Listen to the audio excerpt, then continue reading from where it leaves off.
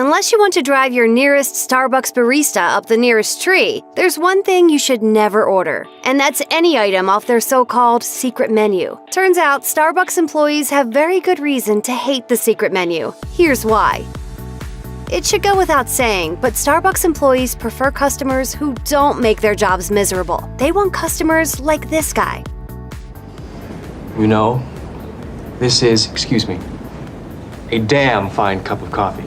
So it's safe to say they don't want customers like this guy. Venti is a large coffee. Really? Says who? Fellini? How much is that? Here's a 10. Do you accept lira or is it all You know euros what? Just now? keep the change. And you know what makes a Starbucks barista really unhappy? When somebody orders off the so-called secret menu. In fact, the whole idea of the secret menu is one of baristas' biggest pet peeves, judging by the number of Starbucks employees who have taken to Reddit to vent. One barista wrote, "There's nothing more annoying than getting requests for drinks from the secret menu. That's because baristas are only trained to prepare items that are part of the official menu. If you want an item that isn't there, be clear and specific. Don't waltz up to the counter and bark out a random drink order that someone on the internet probably made up." May I have a half-calf, decaf, mint mocha latte, foam on the bottom, served in a flower vase, and if y'all got some green food coloring back there, throw it in.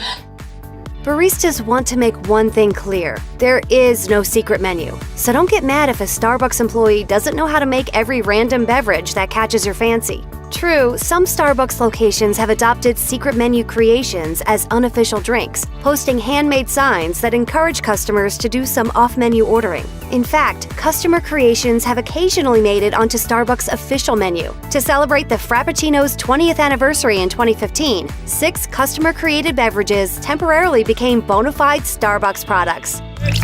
I like to call this my victories are sweeter together caramel frappuccino with extra drizzle. There's occasionally crossover between discontinued menu items and secret menu requests. But please note, even if a drink was once on the menu, that doesn't mean your barista will know how to make it. Plus, discontinued drinks can only be made if your Starbucks still has the ingredients. Thrillist talked to a few employees about the secret menu, and it's not all bad news. Some of them said they didn't mind when a customer orders something off menu, as long as they know all the details on how to make it. In other words, don't barge in and order a butterbeer frappuccino like some big bad boss person. Put that coffee down. Instead, order a cream frappuccino with 3 pumps caramel, 3 pumps toffee nut, and a caramel drizzle. Yeah, be that person. Anyone who's ever worked in the service industry knows it can get monotonous. So getting a request to make something different isn't always a bad thing. But again, be clear when you order. There are limits though. Baristas won't blend any brownies, cookies, or cakes into your drink. Not even this guy. I'm an artist and coffee is my canvas. It can be as simple or as complex as you want it to be. There are a few practical reasons for the no food rule. For one, it can potentially muck up equipment. Cleanup is also a time-consuming mess. Then there's the matter of allergies. After all, one customer's dream frappuccino can easily become another customer's visit to the ER.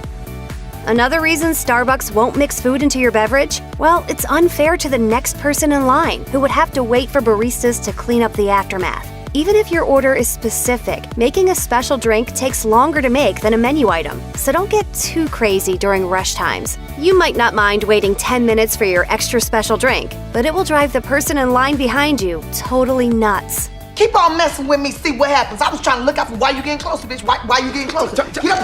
Tanya. What? Tanya, this is a cup of coffee. Working at Starbucks has its fair share of ups and downs. Just ask the actual employees, who are never shy about sharing their experiences on the internet. Take a look at what it's really like to work at Starbucks, according to the people who know best. Rude customers are reportedly a serious occupational hazard when you're gainfully employed at Starbucks. Venti is a large coffee. Really? Says who? Fellini?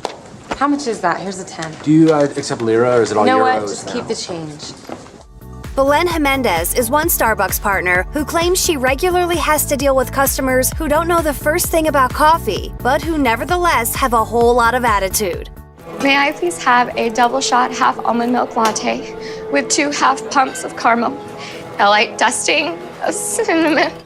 In a blog post Jimenez wrote for The Barista Life, she depicted a rather unpleasant scene at the coffee chain. Customers come in day after day asking for things that make absolutely no sense. Oh, I don't know. The Irish cream sounds good, huh? What's that? It's cream and it's Irish. Hurry up and order! Excuse me. Another Starbucks barista took to Reddit to complain about situations where someone might literally be screaming in your face because you forgot a single pump of their skinny vanilla syrup. Yet another barista on Reddit offered this ominous warning. Don't work at Starbucks unless you're prepared to deal with the dumbest, rudest, most entitled customers you will ever meet. Look, I'm a frequent coffee drinker. I'm part of the club. I have a card. Do you have a card? Do you have a card? No, I don't have Does a anyone card. here have a card? So it sounds like one of the toughest parts of the job is dealing with rude, caffeine-deprived customers. But here's one important rule of thumb that customers should keep in mind. If you feel well within your rights to disrespect the person who's making your coffee, you should probably expect them to retaliate with a vengeance. Speaking to Cosmopolitan, one Starbucks barista admitted to giving rude customers regular espresso shots after they specifically asked for decaf. That same employee took delight in serving regular milk to difficult customers who ordered skim. However, the barista only resorted to these desperate measures when the customer was being, quote, pushy or rude. Employees also claim they retaliate by making drinks with decaf coffee instead of regular, thus depriving their already agitated customers of their much-needed caffeine buzz. In a Reddit thread, one Starbucks partner said, "When you think you're entitled to anything and complain about a non-issue, you're getting decaf, and I'm not apologizing." Thankfully, it sounds like these revenge schemes don't ever get that hardcore. When Cosmopolitan asked its blabbermouth barista about spitting in a customer's drink, the response was, "Oh no, I would never do that. Besides, we have cameras on us all the time." Well, thank goodness for those cameras, right? If you've ever stepped into Starbucks during a busy time of day, you've seen just how chaotic it gets in there. According to several employees, working at Starbucks can be incredibly stressful. Speaking to Business Insider, one employee claimed that the coffee chain is often understaffed, which forces employees to spread themselves too thin. Starbucks demands that we do several tasks at once, so how can I be expected to connect with customers? Another employee told the website, "It's exhausting being the only one on the floor and having to do register and hot bar and customer support." And yet another barista took to Reddit to say they never recommend their job to anyone who suffered from anxiety or depression issues. The stress, even under a good manager, sucks. Under a bad manager, it will literally eat you up and spit you out. Another barista evidently agreed with that assessment. Some days suck, I'll admit that. Your body will hurt, you will be frazzled, and it will almost always be stressful. Clearly, these baristas aren't made of the same stuff as this guy. This place really inspired coffee passion in me. It made me see, wow, coffee can be so much more than, here's your latte. Ask any barista about their least favorite drink on the menu, and you'll probably hear the same thing over and over again. My sunning in the afternoon, soy strawberries and cream Frappuccino. Frappuccinos are definitely a Starbucks staple, but whipping up these treats is allegedly quite the exasperating enterprise for employees. As one barista told New York Magazine, "I used to love Frappuccinos, but now I hate them." There's a lot of barista hate against the Frappuccino. That's because Frappuccinos are reportedly quite time-consuming to make, and that can throw off your work routine if Starbucks is already buzzing and bustling. If you thought those Starbucks sandwiches, pastries, and cakes were made in-house, think again. Many employees have reportedly had to tell customers that all the snacks on display is of the frozen food variety. In a Reddit thread, one employee wrote, "All Starbucks food is reheated frozen food." Ridiculous how little people realize that. Doesn't mean it doesn't taste good. On another Reddit thread, a Starbucks supervisor complained that in the morning, employees thaw out a certain amount of food for the day. "We don't have a ton of fridge-freezer space in the back, so we only get so many food items at once. So if your favorite scone or muffin always seems to be out of stock, that could explain why. It's still totally frozen." Believe it or not, some employees believe the relationships they develop with their regular customers is a terrific part of the job. One barista told The Odyssey, "I know I wouldn't have met these wonderful people had it not been for a mutual love of overpriced coffee." According to an employee on Reddit, the feeling is mutual. Regulars reportedly tell baristas that they miss them when they're not around, and some of them even give their favorite baristas Christmas gifts. In an interview with Cosmopolitan, another employee voiced genuine fondness for their regulars. "My favorite part of my job is the customers. I love seeing the light in their faces when they try a new drink and they love it." You want to know something that employees really, really hate? The idea of a secret menu. That rumored list of drinks baristas can whip up even though they aren't on the official menu. Baristas swear the secret menu isn't even a real thing. One employee told Huffington Post, "Starbucks employees are always happy to customize your drink, but we never know what's in those crazy ones." Meanwhile, another barista wrote on Reddit, "There is no recipe for drinks called a Clint Eastwood, Undertow, Teardrop, or Butterbeer."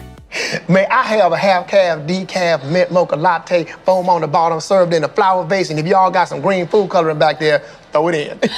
Even if someone invents a tasty drink and slaps a fun name on it, it's highly unlikely that your Starbucks barista knows how to make it, so it's always a good idea to stick to the items you see on the menu.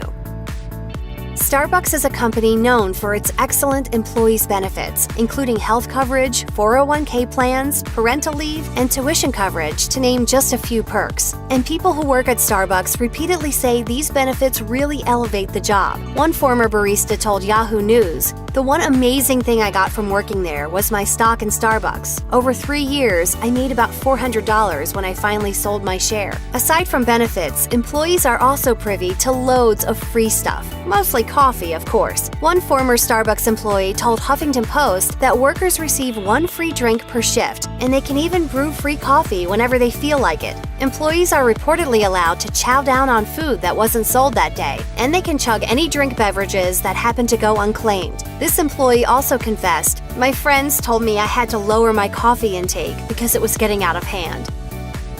Although parts of the job can be tough, a lot of employees love the sense of teamwork and camaraderie fostered at Starbucks. In order for stores to function properly, it's reportedly essential for employees to learn how to work together. Being a Starbucks partner means everything to me. It's the connection, the people.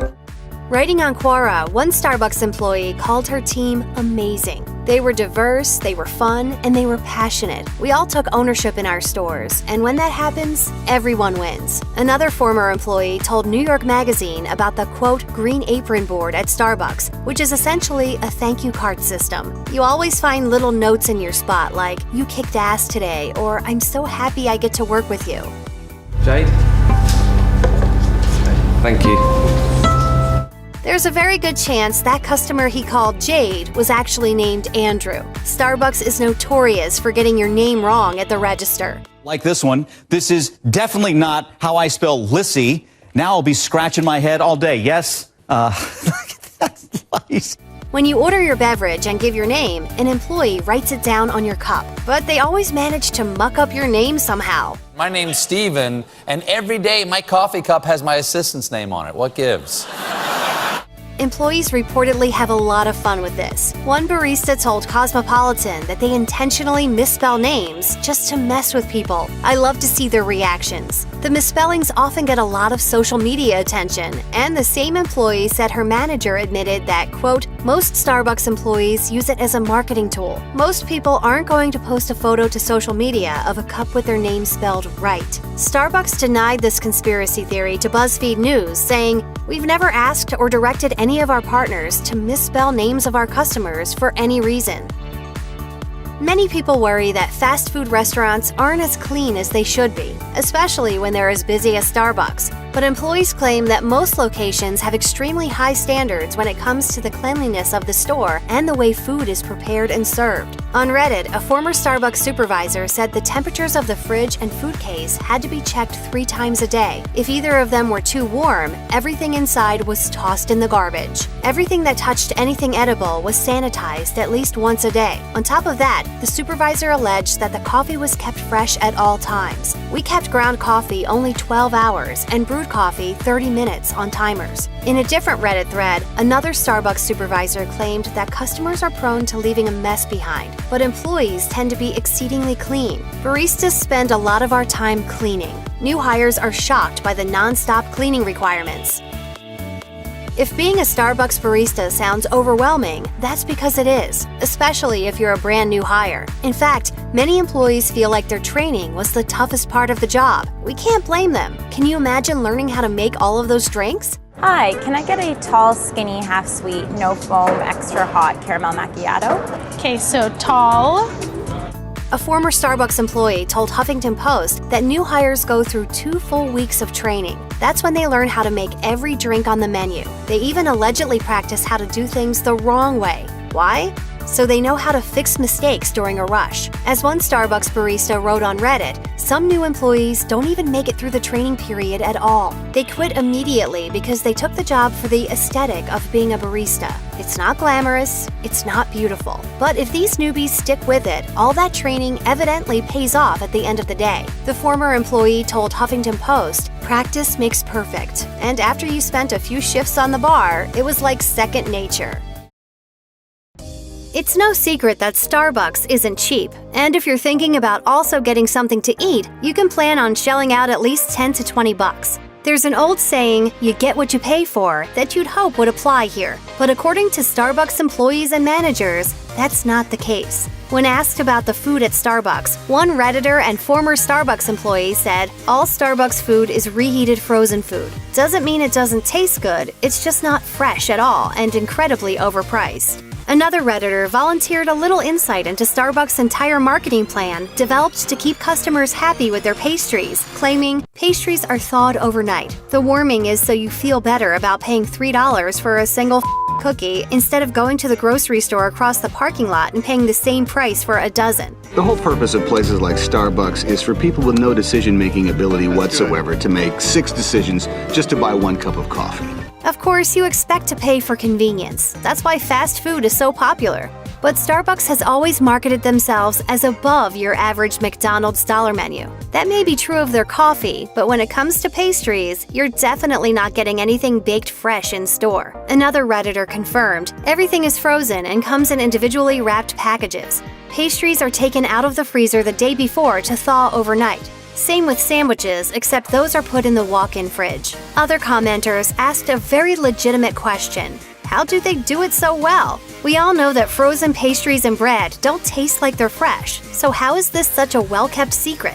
According to the Daily Meal, Starbucks offerings have to taste good, of course, but they also have to be made in a way that accounts for the fact they're going to be frozen, transported, thawed, and possibly reheated, if you're the kind of person that likes a warm biscuit sandwich. So Starbucks has strict controls in place all along the line to guarantee pastries go from factory to freezer to store in the most efficient way possible. What I like about the popular cheese Danish is that they don't indicate what kind of cheese this is. It's just like cheese. Still, slips happen. Foods aren't packaged properly, trucks break down, and people get distracted.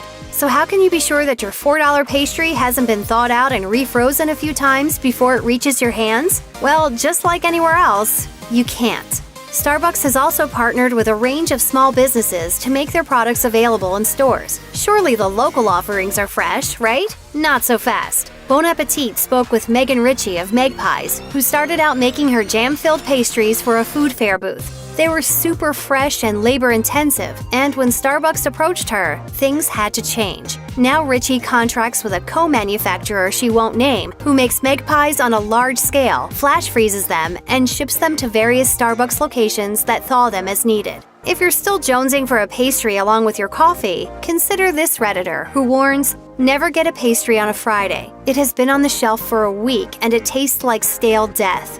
Others were quick to point out that pastries do in fact have a shelf life, but that isn't what some customers want when they're paying top dollar for a muffin. One Redditor shared, "Once a customer overheard me telling a new barista the pastry shelf lives. She stopped me and asked, 'Do you mean to say that this Danish could be 2 days old?'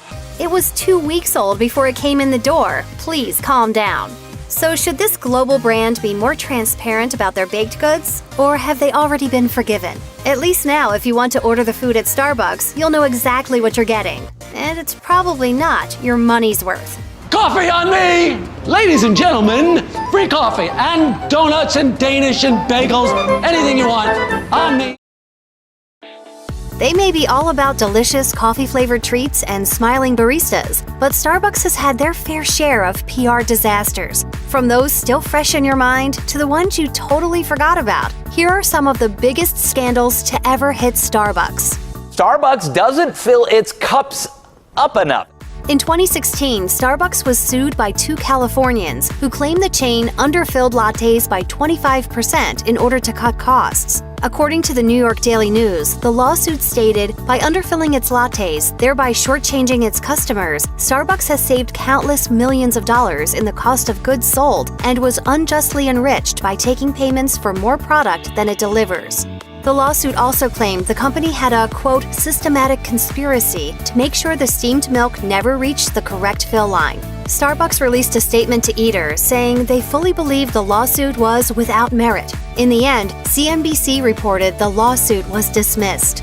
At the same time, the company was also dealing with 2 other lawsuits for using too much ice. One suit, filed by a Chicago resident, claimed that Starbucks instructed baristas to fill iced beverages with much more ice than liquid in an attempt to make money.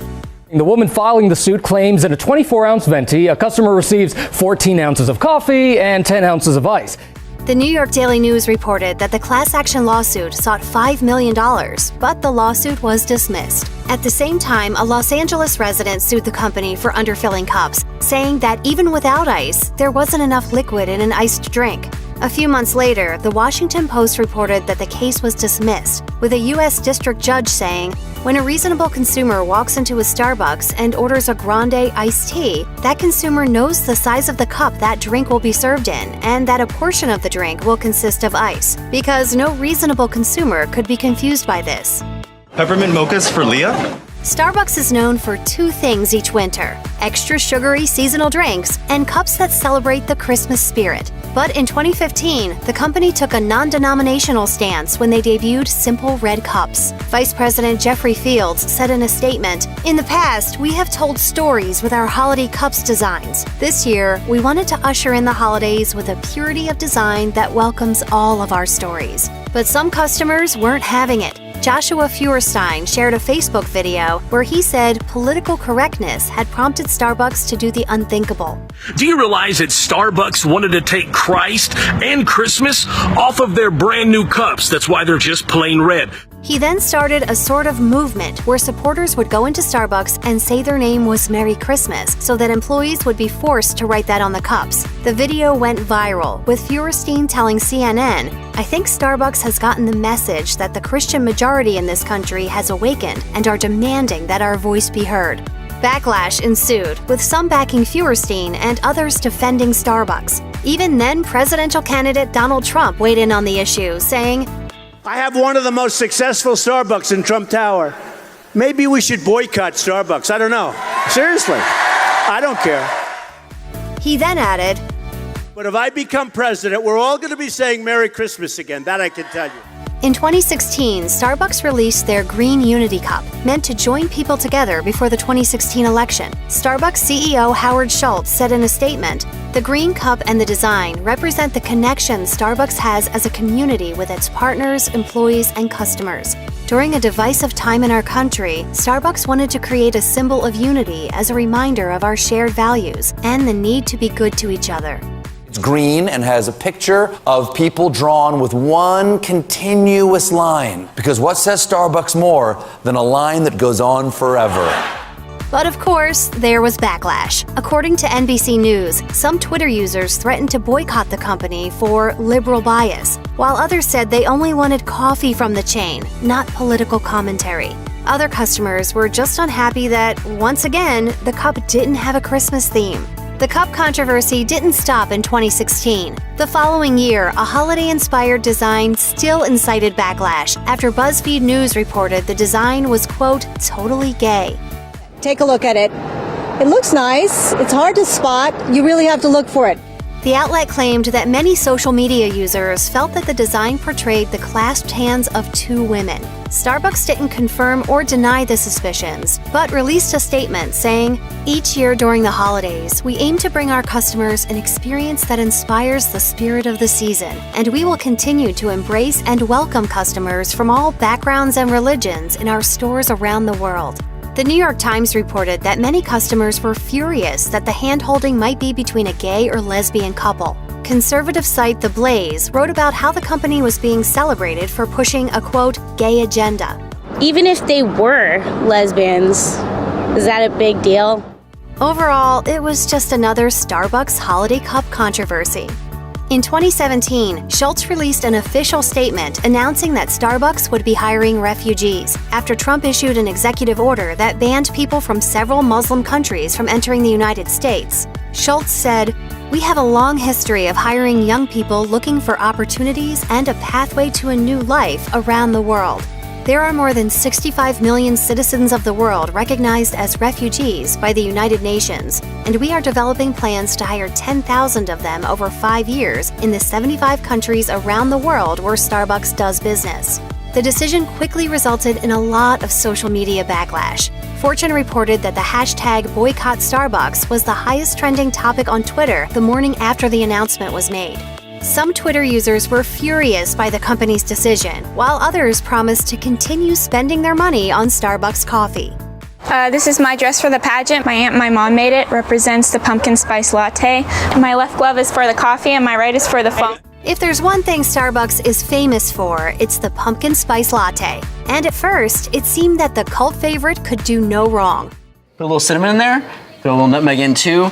It's a pumpkin-y swirl onto a beautiful, beautiful beverage. But in 2015, controversial food blogger Vani Hari, also known as Food Babe, revealed there was no actual pumpkin in the drink. Hari instead listed many of the other unhealthy ingredients. The post went viral, even prompting a response from Starbucks. According to Fortune, director Peter Dukes announced that there would be some changes, including the addition of real pumpkin and the removal of caramel coloring. If you thought the pumpkin spice latte might be the natural enemy of the Starbucks barista, you'd be wrong, because ladies and gentlemen, this is it right here. In 2017, Starbucks got tons of attention for their limited edition, Instagram-worthy unicorn Frappuccino. But unfortunately, its dazzling colors led to a lawsuit. In May of that year, the New York Post reported that the parent company of the cafe, The End Brooklyn, sued Starbucks in a $10 million trademark infringement lawsuit, saying that the end customers assumed they were getting a knockoff of the Starbucks drink when theirs was actually out first. The End launched their unicorn latte in December 2016, and they even applied to trademark the name on January 20th. Starbucks spokesman Reggie Borges said via Business Insider, "We know about the claims, and we believe they are without merit." The Starbucks Unicorn Frappuccino blended beverage was inspired by the fun, spirited, and colorful unicorn-themed food and drinks that have been trending in social media. The lawsuit was then settled out of court. In 2015, Starbucks endured one of their most epic fails ever, the Race Together campaign. It was a week-long effort to get their employees and customers to talk about race. In a statement, Schultz asked partners to write #RaceTogether on cups to start a conversation, saying, "We at Starbucks should be willing to talk about these issues in America, not to point fingers or to place blame, and not because we have answers, but because staying silent is not who we are." I have to believe that Starbucks expected some sort of backlash here, but it seems like it maybe caught them a little bit off guard. Starbucks may have meant well, but the campaign didn't go as planned. Not sure what Starbucks was thinking. I don't have time to explain 400 years of oppression to you and still make my train.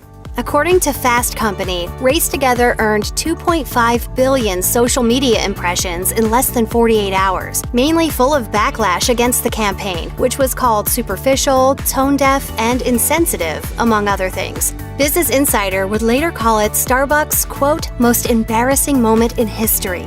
In 2018, Starbucks joined the conversation about being environmentally conscious when they announced that they would be getting rid of plastic straws, saying they would instead use strawless plastic lids. The company said in a statement, Starbucks is announcing today that it will phase out plastic straws from its more than 28,000 stores worldwide by 2020, a decision that will eliminate more than 1 billion straws a year. Many customers applauded the company's efforts. But not everyone was thrilled with the decision, especially the disabled. A policy analyst at the Center for Disability Rights told Time, plastic straws are an accessible way for people with certain disabilities to consume food and drinks, and it seems the blanket bans are not taking into account that plastic straw replacements are not accessible to people. In 2016, Starbucks stirred up even more political controversy when Trump supporters started saying their name was Trump in order to get the baristas to yell the name out when the drink was ready. The whole thing was started by Tim Treadstone, who told the Washington Post that he launched the campaign after he saw a video where a Starbucks employee refused to write Trump's name on a cup. Treadstone said, "We have a culture war to win. I'm a Trump supporter. Obviously, a lot of people aren't happy with us, and we need to stand up for our freedom and our First Amendment." Hashtag Trump Cup got so big that Starbucks was forced to respond. In a statement, the company said they write the customers' names for fun, adding, "Rarely has it been abused or taken advantage of. We hope and trust that our customers will continue to honor that tradition. We don't require our employees to write or call out names." What did they get called for? Because there are two black guys sitting here beating me? Yeah. Probably the biggest scandal to plague the company happened in 2018 when two black men in a Philadelphia Starbucks were arrested for not making a purchase. The 8-minute YouTube video of the incident quickly went viral, showing the officers arresting the men on suspicion of trespassing. These officers did absolutely nothing wrong. They followed policy, they did what they were supposed to do. The arrests caused immediate backlash and cries of racism, along with boycotts and protests against the corporation. It also prompted a public apology from Schultz, who said, "Well, I'm embarrassed, ashamed. I think what occurred was reprehensible at every single level." Starbucks released an official statement apologizing to the men who had been arrested, saying, "Starbucks stands firmly against discrimination or racial profiling." A few weeks after the arrest, Starbucks announced that they were planning to close more than 8,000 U.S. stores for several hours on May 29, 2018, in order to conduct racial bias training for employees. I think we're trying to do everything that we possibly can to create the environment that we believe is important to our brand. But even this attempt to make things right didn't sit well with everyone. Some felt that it wasn't the right approach to the issue, while many customers were simply annoyed that their store would be temporarily closed. In the end, not all employees were impressed either. Starbucks employee Mohammed Abdi told Time that he wanted to participate in discussion with coworkers rather than just watching a video. One African-American employee named Jason said, "Helpful? It kinda reaffirms things that I know already." A Mexican employee named Alicia told the publication, "They told us we need to be color brave instead of color blind. Me and my coworkers of color felt uncomfortable the entire time." Is cold brew coffee just another way for Starbucks to get you to part with your hard-earned cash, or is there really something special about it? Here's what makes this slow-brewed cold coffee variety stand out from the rest of the Starbucks menu. If you're already overwhelmed by all of the options on the Starbucks menu, you may be wondering whether or not the world really needs another coffee drink to choose from. You may also be wondering just what makes cold brew different from any other cold coffee drinks already available. For starters, iced coffee and cold brew are made with entirely different brewing processes.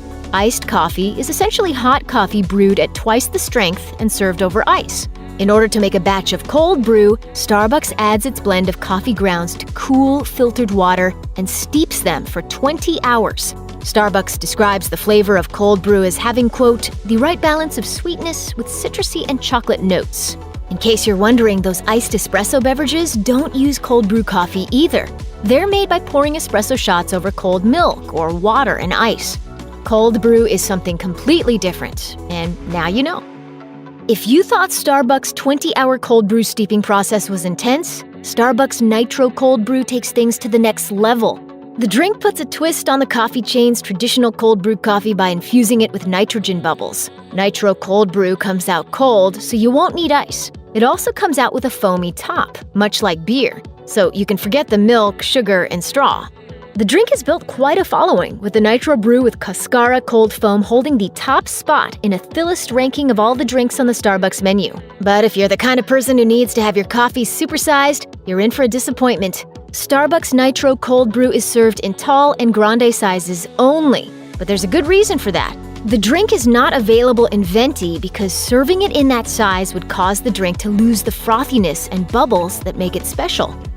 From your first sip, you'll notice that Starbucks Cold Brew has a distinct flavor from the other cold coffee drinks on the menu. Everything from the beans to the special slow brewing process gives Starbucks' latest coffee creation a reason to stand out from the rest of the pack. Starbucks Cold Brew starts with a unique blend of coffee from Africa and Latin America that is specifically designed to be served cold. Because there is no heat involved in the brewing process, there is less acidity than iced coffee.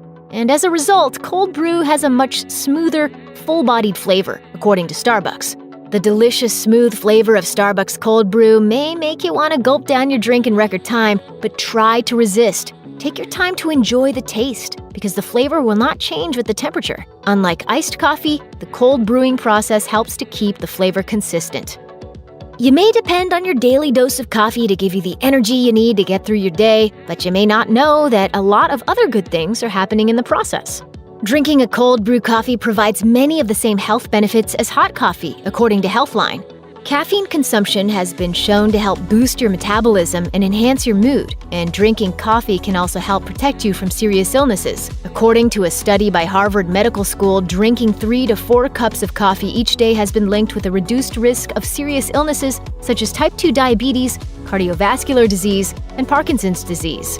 Is there an advantage to choosing cold brew coffee? Cold brew is 67% less acidic than other varieties, which means that it may be easier for people with sensitive stomachs to digest. And if you always add cream or milk to change the sweetness or texture of your coffee, opt for nitro. Skip the creamer and save on some fat and calories.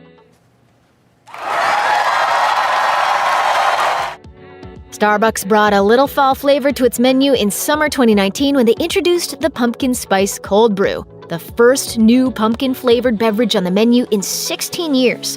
In case you were wondering why Starbucks would launch a new fall-inspired beverage in the summer, it probably has a lot to do with business.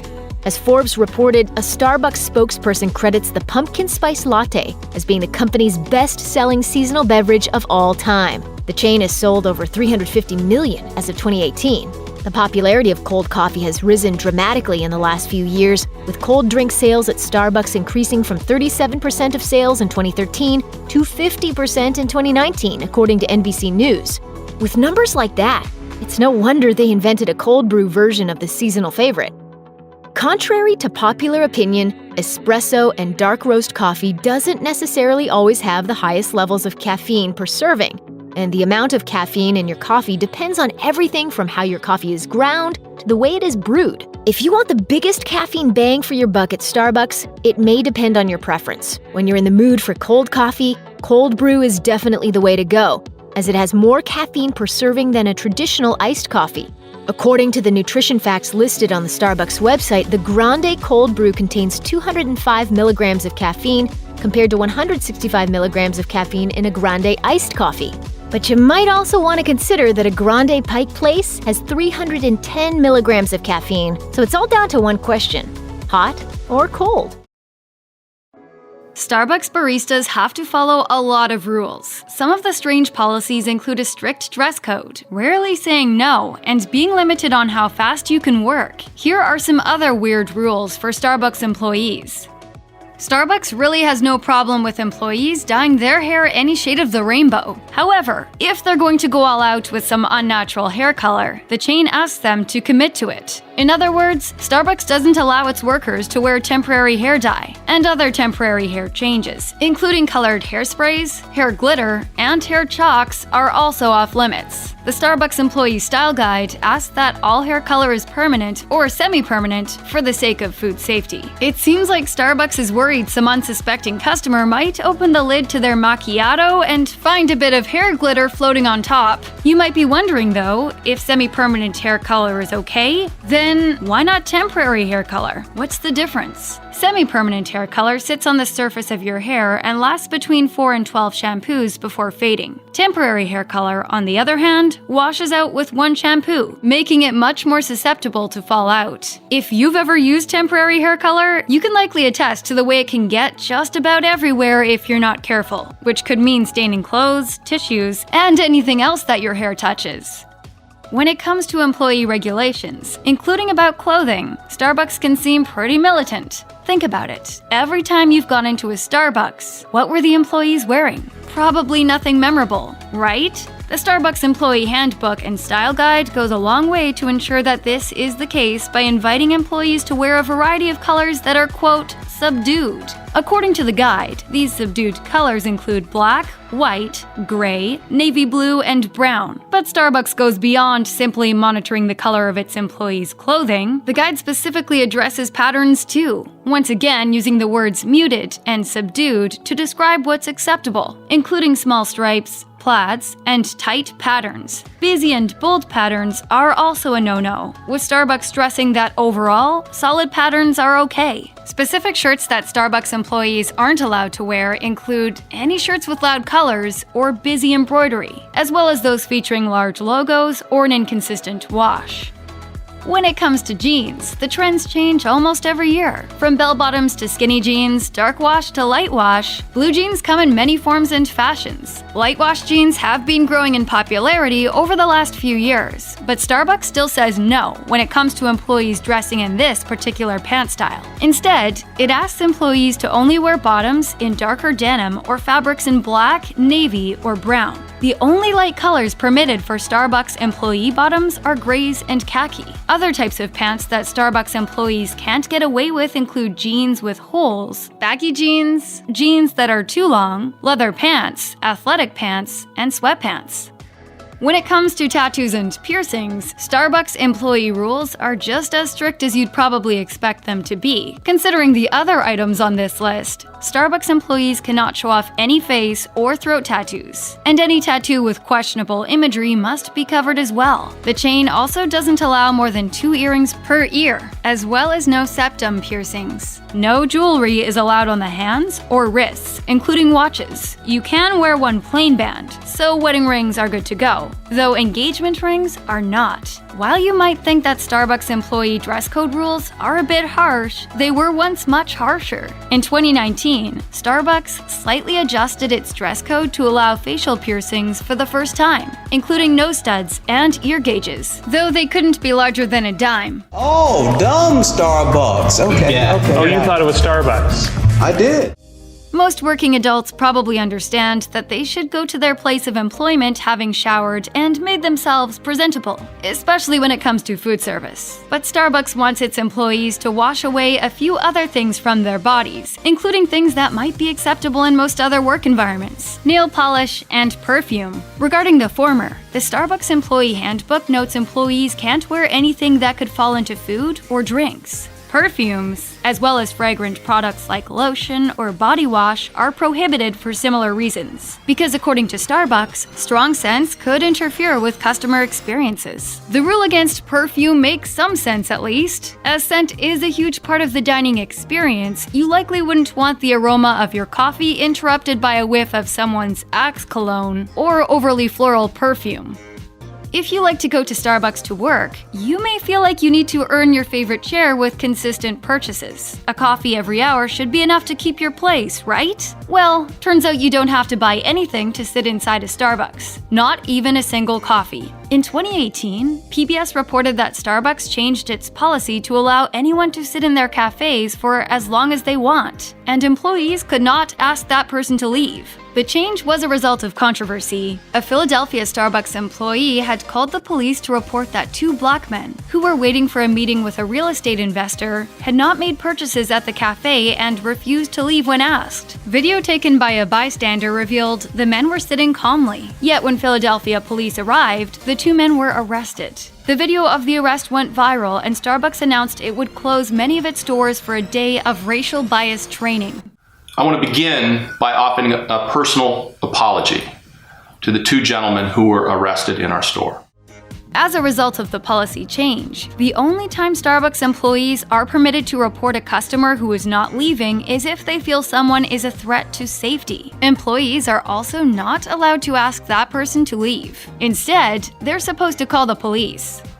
If you ever feel you've had to wait a long time for your order at Starbucks, you should know that your baristas are most likely working as fast as they're permitted to. In 2010, Starbucks made changes to their employee guidelines that may have left customers waiting longer. This rule change dictates that Starbucks employees are not allowed to make more than 2 drinks at one time, and they can only start making a second drink once they are almost finished with the first. Additionally, employees have to steam milk for each Starbucks drink separately, versus steaming making a larger batch of milk at once. The rules also say that employees have to wash certain tools after every drink, that they can only use one espresso machine at a time, and that they aren't allowed to move from workstation to workstation. The policies were intended to create a more efficient coffee line, but as soon as they were rolled out, Starbucks employees reported that things weren't as efficient as they should have been. The Wall Street Journal quoted one employee as saying that wait times doubled in some cases, and longer lines were the result.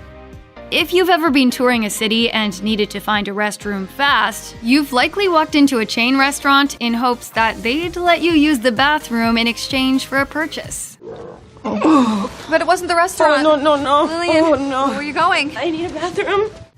But the next time you need a potty break and there's a Starbucks nearby, feel free to walk right into the cafe and ask to use the restroom. No purchase required. At the same time that Starbucks eliminated its no loitering rule, it also changed guidelines around who could use the coffee chain's bathrooms. Now, anyone can head to Starbucks for a bathroom break without having to buy a drink. Even if you're in an area where the Starbucks bathrooms are typically locked, all you have to do is ask the employee for the key code or key, and they're not allowed to deny you. While the new bathroom rule was intended to better serve customers, according to a University of Texas study, the policy change actually reduced Starbucks visits. Starbucks in-store visits decreased by nearly 7% following the decision, and this decrease was more than 80% higher for stores located near homeless shelters. The customers who did go into Starbucks also reduced the amount of overall time spent inside the cafe. The Starbucks policy against telling customers no when they ask to use the restroom extends even further. Technically, Starbucks employees aren't supposed to tell you no at all, regardless of what your request might be. Rather, the policy is just say yes. According to former Starbucks employee Carrie Dills, the concept is simple. If a customer brings up a problem or complaint, offer them a resounding yes. Don't focus on what you can't do for a customer, tell them what you can do for them. For example, Dill says if a customer asks an employee to microwave a drink for them because it's been sitting next to a laptop for an hour, the employee should not say no. Instead, the employee should say yes to warming up the customer's drink with some steamed milk. So, the next time you have a special request at Starbucks and you think there's no chance that the employee will help you out, go ahead and ask. There are two specific customer requests that Starbucks employees are required to give a resounding no to. If you ask to go into your Starbucks a little early to get that perfect seat by the window, or if you ask to stay a little late to finish up that last email to your boss, you're out of luck. Starbucks employees are required to keep customers out until their exact opening time, and they must herd customers out the door as soon as the clock strikes closing time. If you think you're an exception, you might want to think twice. In fact, one Starbucks employee told Insider that asking to break this rule is one of the most annoying things a customer can do. The employee told the outlet, "There's an entire checklist of things the employees have to do before they can open the store, and they really can't open 15 or 30 minutes early for an early bird customer."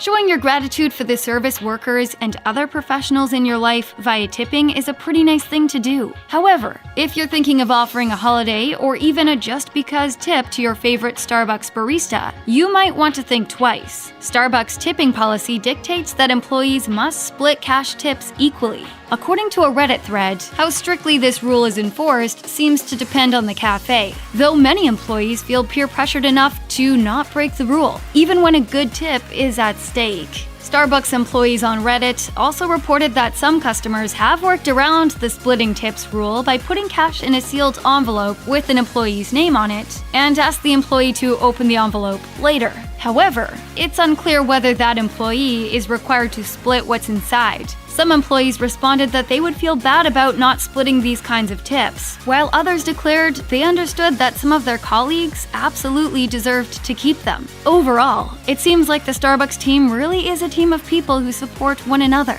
and many employees indicate they get a pretty good share of tips, even when they're all distributed evenly.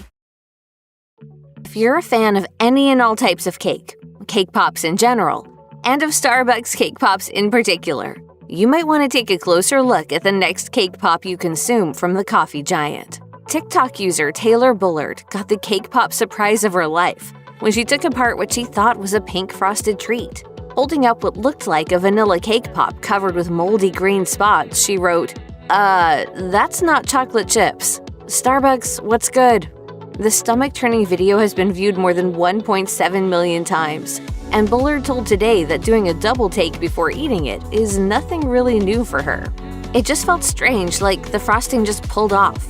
I'm already sort of always skeptical of food, so I just looked down, and before I could even start chewing the bite I took off, I saw the mold and spit it back into my hand. The offending cake pop was purchased at a Boston airport, and let's just say that there should never be surprises hidden in cake. I have a delicious surprise. It's a very special cake. I want you kiddies to have the first piece. Because Starbucks appears to be completely plugged into social media, it responded to Bullard's post by offering to make amends for the offending pastry. They said in a comment that's captured more than 286,000 likes, "We're concerned and want to learn more so we can make it right. Please call us at 1-800-782-7282. Thank you." But the apology and the promise of a full investigation may not be enough for Starbucks' most ardent cake pop fans to cut the brand any slack. Others wrote, "No, I just ate one yesterday while driving and didn't bother to look. Now I'm all stressed." And, "I ate one whole like 10 minutes ago. Now I'm scared for my life."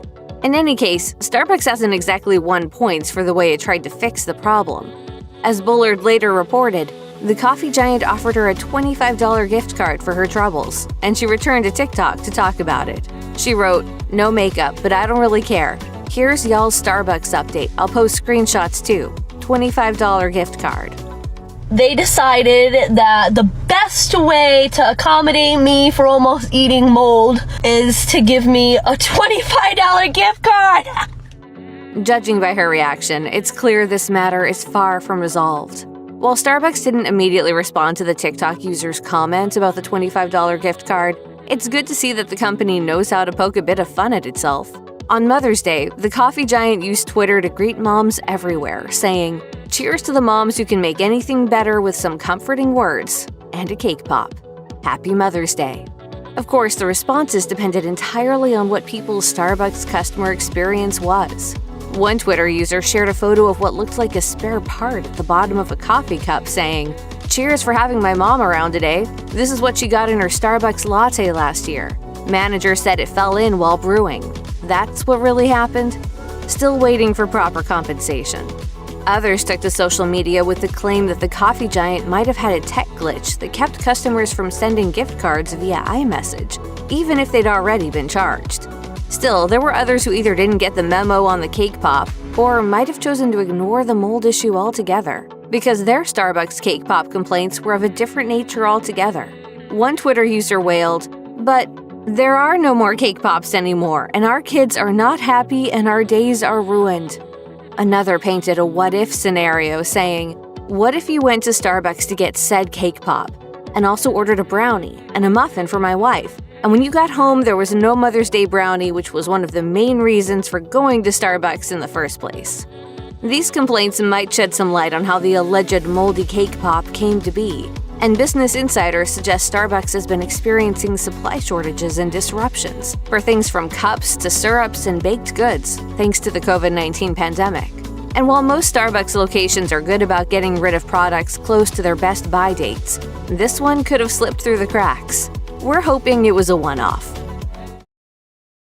Starbucks has grown from a modest Seattle coffee shop to the corporate behemoth recognizable to people from every corner of the earth. What may seem like a simple staple of our day-to-day lives is actually a complex organization with a vivid history and a host of bizarre quirks. Starbucks fans have 3 people to thank for bringing the company into the world. The first is Gordon Boker, a college dropout from Seattle who had discovered his love of coffee on a trip to Italy in 1962. The other 2 were Boker's roommates, Jerry Baldwin and Zev Siegel. Spurred on by their love of good coffee, they began roasting their own, and eventually they started a company and named it Starbucks. This early iteration of the legendary coffee shop sold coffee beans, tea, spices, coffee machines, and accessories. It wasn't until years later that they began to sell actual coffee drinks. Boker, Baldwin, and Siegel didn't stay with Starbucks forever. In the 80s, a young salesman named Howard Schultz bought out the company and turned it into the coffee juggernaut it is today.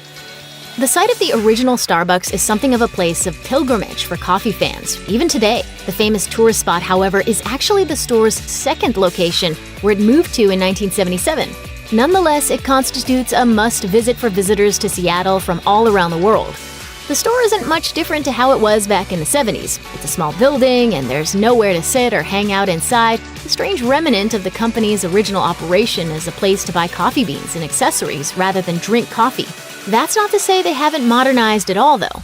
And you can now buy coffee drinks at the original store, which actually offers everything you'd find in any other modern Starbucks branch.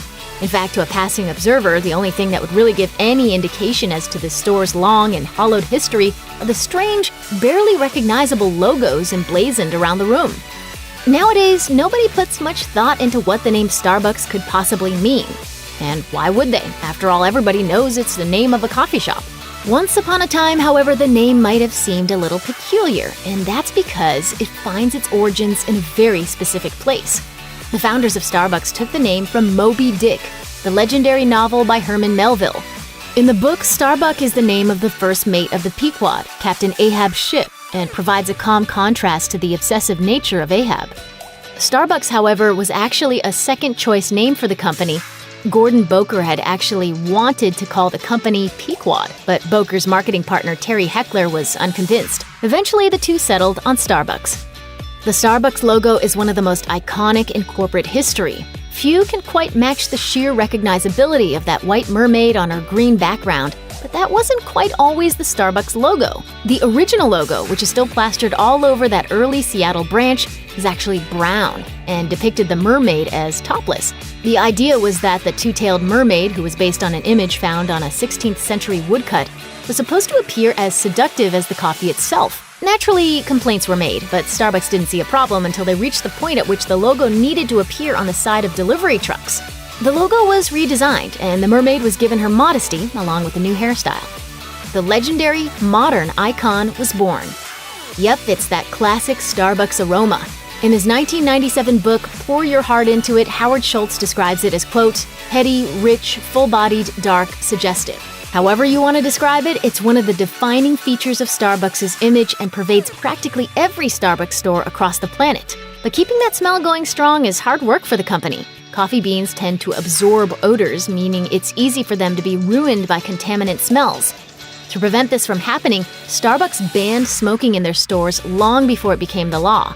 They also don't allow their employees to use perfumes and colognes and refuse to sell chemically flavored coffee beans.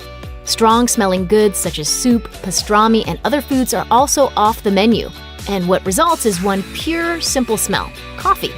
Frankly, we wouldn't have it any other way.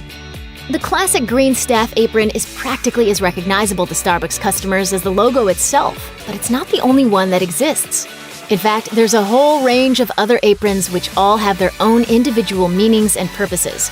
The green apron is standard, of course. Military vets and their spouses have the option of wearing one embroidered with an American flag, while staff members who've graduated from the Starbucks College Achievement Plan have one embroidered with a mortarboard. Orange aprons are worn in the Netherlands to celebrate King's Day, while the purple apron is saved exclusively for each year's 26 barista champions. The black apron, meanwhile, is worn by coffee masters who have certified knowledge in the field. Occasionally, promotional events will involve the company giving out a few special aprons to each store, such as the pale blue apron for the launch of Frappuccino Happy Hour, or the red aprons you might see during the holidays. The apron isn't the only item on the Starbucks dress code worth a look. In fact, the company is actually pretty strict on how it allows employees to present themselves. Here's a run-through of the rules. Hair must be kept looking natural, meaning no bright colors such as purple, pink, blue, or green, although this can vary by store. Rings are allowed, but only if they have no stones, and watches, bracelets, and wristbands are forbidden for food safety reasons. The apron must be kept clean, unwrinkled, and unstained, and its preferred shirts be tucked in. Piercings should be small, fingernails clean, and tattoos are allowed, as long as they are tasteful and not on the face or throat. Finally, any hats worn must have the Starbucks logo, and pants, shorts, or skirts should be khaki or black. On the no-go list, blue jeans, hoodies, t-shirts, yoga pants, cowboy boots, canvas shoes, and of course, colognes and perfumes. Starbucks' round tables exist at pretty much every location the company owns, and they're built that way for a very good reason. According to Karen Blumenthal, author of Grande Expectations, A Year in the Life of Starbucks Stock, the store's round tables are made that way to make you feel less lonely and more at home. She wrote, "Round tables are more welcoming than those with square edges, and people look less alone while seated at a round table." It just goes to show that even the most innocuous characteristics of stores like Starbucks have been thought through over and over again, because making it all about the experience is definitely one way to keep people coming back and deciding to stay long enough to get a second coffee. You're probably well aware of Starbucks cup sizes. You've got the tall, the grande, and the venti, sure. But did you know that there are some other cup sizes which, despite not appearing on the menu, are available to Starbucks customers? Venti's the only one that doesn't mean large. It's also the only one that's Italian. Congratulations, you're stupid in 3 languages. The first is the short, which was one of the 2 original cup sizes sold by the company. It's only 8 ounces and constitutes the smallest drink size that Starbucks offers, despite being a fairly regular size for homemade coffee. Another is the Trenta, a newish drink size that measures in at a whopping 31 ounces. It's only available for iced drinks such as iced coffee, iced tea, lemonade, and other cold drinks, and usually costs 50 cents more than the venti size. But honestly, do you really need it? And FYI, it's called a venti because it's 20 ounces. 20! Venti! Of all the Starbucks locations around the world, however, perhaps most curious of all is that which exists deep inside the CIA's headquarters at Langley in Virginia. Known affectionately as Stealthy Starbucks, the baristas who work at that branch are put through a wide array of background checks and interviews before they're allowed to work there. And even after getting through all that, they're escorted by agents in and out of their work area. Despite its clandestine nature, however, the Langley branch is one of the busiest in the USA and serves thousands of analysts, agents, economists, engineers, geographers, and cartographers every day. The purpose of this top-secret Starbucks is to provide a humanizing environment for agency workers, many of whom work in high-pressure scenarios and don't have their smartphones to help them tune out, because they have to leave those in their cars. It also provides a setting for job interviews for current agents looking to get reassigned. And no, before you ask, nobody gives their name at the counter. Back in 2007, Starbucks and Concord Music Group co-founded Hear Music, the company's very own record label. It had gotten into the music business by selling the music of artists such as Ray Charles and Bob Dylan in stores across America. That same year, however, it made its first proper signing, Paul McCartney. McCartney had spent his entire career, including his time as a Beatle, at EMI, save for a brief foray into working with Columbia Records in the 80s. The label itself didn't go far, though. After signing a smattering of artists that included Carly Simon, they turned over management of the label to the Concord Music Group. They continued to sell CDs until 2015. If there's one thing everyone knows about Starbucks, it's that they're everywhere. Seriously, there's a good chance you can probably see one right now, and if you can't, there's probably one right around the corner. The sheer scale of Starbucks' worldwide domination was put into context by the website Quartz in 2014. Their mapping of the chain across the world found that Starbucks existed in 63 countries, with notable absences in Africa, Central Asia, and Eastern Europe. They also found that the distribution of Starbucks in cities mirrors the shape of the cities themselves, demonstrating the sheer expanse of the stores across each. Quartz also found that Seoul had the most Starbucks at the time, closely followed by New York, Shanghai, London, and Chicago. They also found that if you travel from Boston to NYC to Philadelphia, you'll never be more than 10 miles of a Starbucks, and you could continue down to Baltimore, Washington, Richmond, and Virginia, and only be more than 10 miles away twice. So yeah, lots of Starbucks. Hate to break it to you menu hackers, but the so-called secret menu at Starbucks isn't actually a thing. Sure, there are entire websites dedicated to keeping track of the latest and greatest Starbucks secret menu items, but just because you see something on the internet doesn't mean it's true. A good reminder in general, really. The whole purpose of places like Starbucks is for people with no decision-making ability whatsoever to make 6 decisions just to buy 1 cup of coffee. Baristas have spoken a lot about the growing trend of customers waltzing up to the counter and ordering some bizarrely named drink, and why it can be a problem. At the heart of it all, websites that give a fancy concoction a fancy name and forget to tell readers that this secret menu isn't an official thing. In other words, you can definitely order a cotton candy unicorn dust golden frappuccino, but your barista will likely have no idea what goes into it. Christine, a barista from Colorado, advises, Just make sure you bring in the recipe, because if it's off the secret menu, then we probably don't know how to make it. You know, because the secret menu doesn't really exist. Sorry. The thing about the Starbucks secret menu is that it doesn't actually exist. That means that when you place your order for an off-the-menu beverage, you'd better be able to tell your barista exactly how it's made. Here's how to order all those secret menu drinks the right way. People have said for a long time that the first bite is with the eye. When something looks good, someone will often think it tastes even better. So it's not entirely surprising that Instagram has kicked off a whole new trend in food of sharing pretty things as well as eating them. I really wish I'd taken more pictures of my lunch and put them online. Scroll through any foodie's feed and you'll probably find the simply but aptly named purple drink featured at some point. Want to know how to order your own? It's fairly simple, says Glamour. Just ask for a blend of passion iced tea, soy milk, and vanilla syrup. That's over ice, of course. And then add whatever berries you'd like. And don't forget the clear cup for the Instagram shot.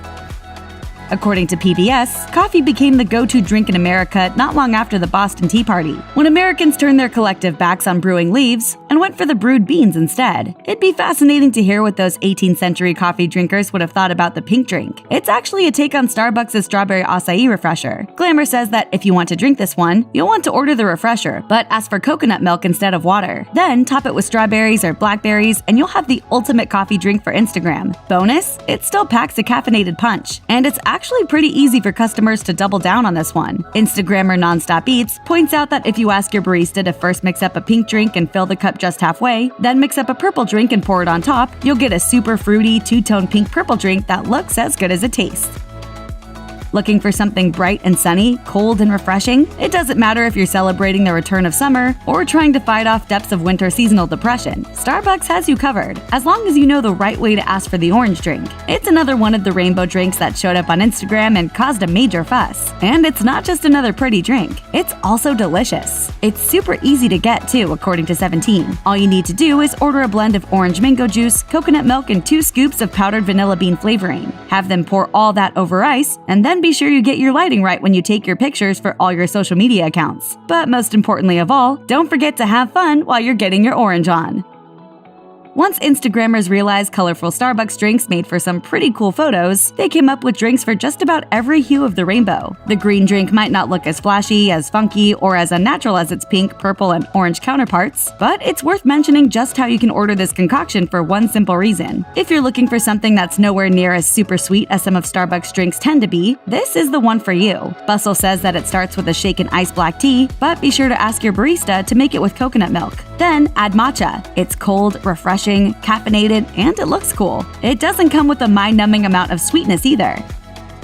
A lot of Starbucks drinks aren't really good for you. Just take a grande strawberry frappuccino blended beverage cream. At 54 grams of sugar, it's well over the limit that the American Heart Association recommends for an entire day. So any drink you're going to be building around this base isn't going to be doing your waistline any favors. Of course, sometimes you just need to treat yourself.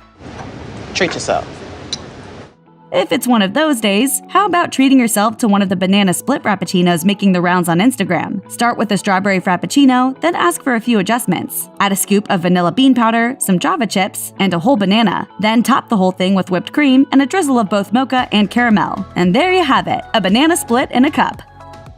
Starbucks' logo is a two-tailed mermaid, so of course there's a mermaid frappuccino. This one's a bit of an oddity, in that its creator can be identified and credited. Cosmopolitan says the credit goes to a Starbucks barista, who also blogs as the modern barista. It's also pretty complicated as drinks go, and it's time-consuming to make. So please think of the people in line behind you and remember to tip your barista really well for this one. Start with a grande vanilla bean frappuccino, then add 3 scoops of blackberry inclusions. The complicated part is the drizzle. It's 3 pumps of toasted coconut, 8 pumps of white mocha, and 3 scoops of matcha powder. Be sure to ask for it drizzled alongside the inside of the cup to give it that funky green and purple tie-dye look, and its unique vanilla/blackberry/matcha flavor.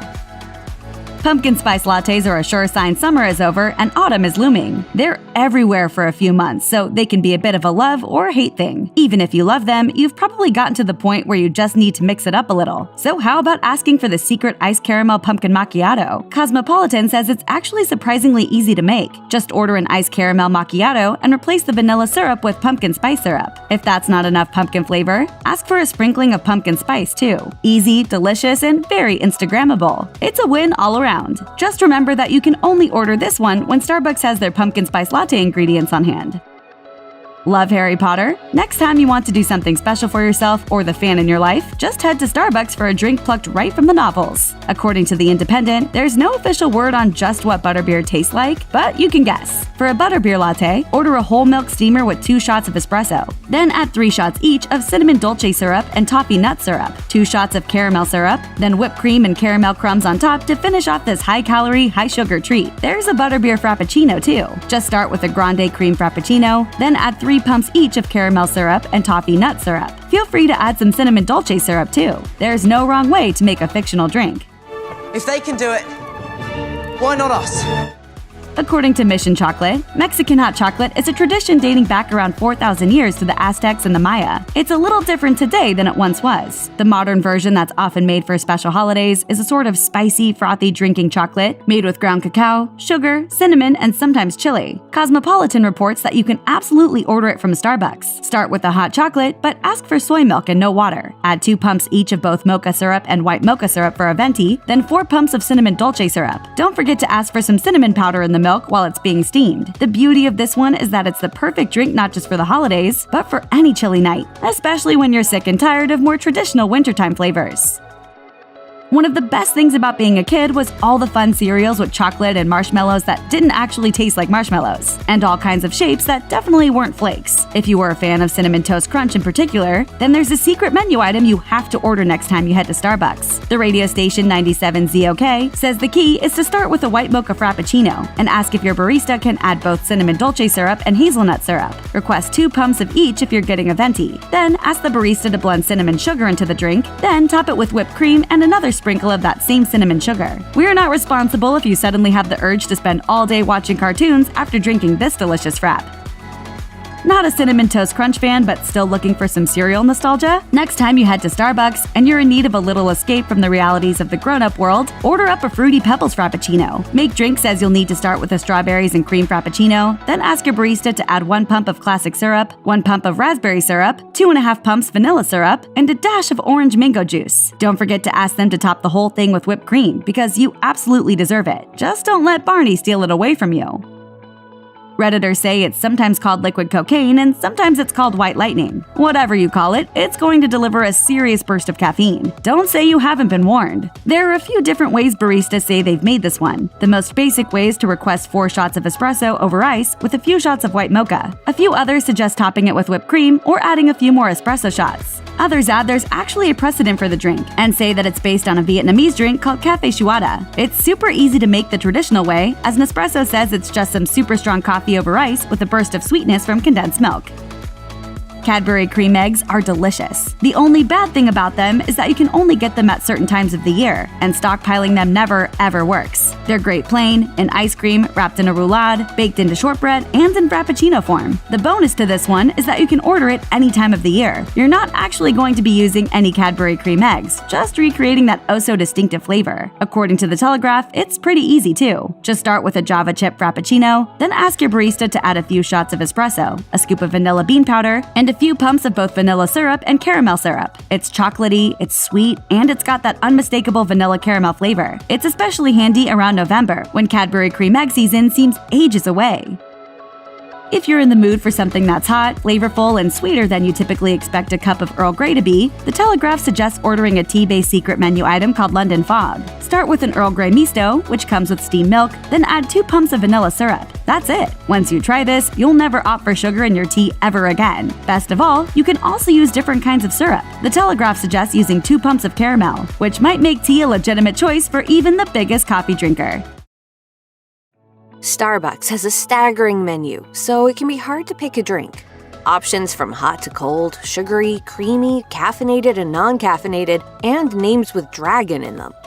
We're here to help with a ranking of the most popular Starbucks menu items from worst to best. We're sorry to start off by attacking all the Frappuccino lovers out there. If you're in love with these aggressively sweet drinks, then by all means, go for it. Hey! Get off my sugar! Bad bees! Bad! Ow! Ow! But for the majority of us who don't like drinking a whole day's worth of sugar in one sip, most Frappuccinos just aren't an option. That's especially true when it comes to the Java chip Frappuccino. It has a shocking 60 grams of sugar, which is bad enough when you consider your health. But it also doesn't taste particularly good either. All that sugar in one drink is just too much for most people's palates. We would say that you could enjoy this drink for a dessert instead of as a coffee, but let's be honest, you'd probably be better off buying a milkshake. The texture is weirdly icy with this Frappuccino too, so it doesn't even satisfy on that front. Our take? Forget the Java chip Frappuccino and try something else on the menu. The pink drink has played a starring role in one of those internet crazes, and it's clear to see why. The drink itself is beautiful, and since it's served in a clear cup, people love taking pictures of it. Those pictures get seen all around social media, and it becomes popular just because of the way it looks. If you've never ordered one of these drinks, though, you may be wondering how it actually tastes. One Reddit user said, "My husband ordered a pink drink for himself, and when he tried it, he said it tastes like an air freshener from Bath & Body Works." We couldn't agree more. While this drink is celebrated for being one of the healthier ones on the menu, the flavor is just way too floral and sickly sweet. If you're looking for a plant-based alternative at Starbucks, you're in luck. First of all, they have all different kinds of plant-based kinds of milk to replace dairy. Whether you like almond milk, oat milk, or soy, they've got you covered. But one drink in particular is likely to catch your eye if you like a healthy dose of caffeine without the cow's milk. The iced chocolate almond milk shaken espresso. Starting off, the espresso in this drink is good. Starbucks does use relatively high-quality beans, so that's no surprise there. But the rest of the drink, we just can't get behind. The chocolate makes the drink a little too heavy right up front. Do you want coffee, or are you in the mood for straight-up chocolate? A lot of people also feel that malt has an unpleasant flavor, and we agree. The addition of almond milk is nice for those who don't drink dairy, but let's be honest and admit that almond milk isn't as good as oat milk.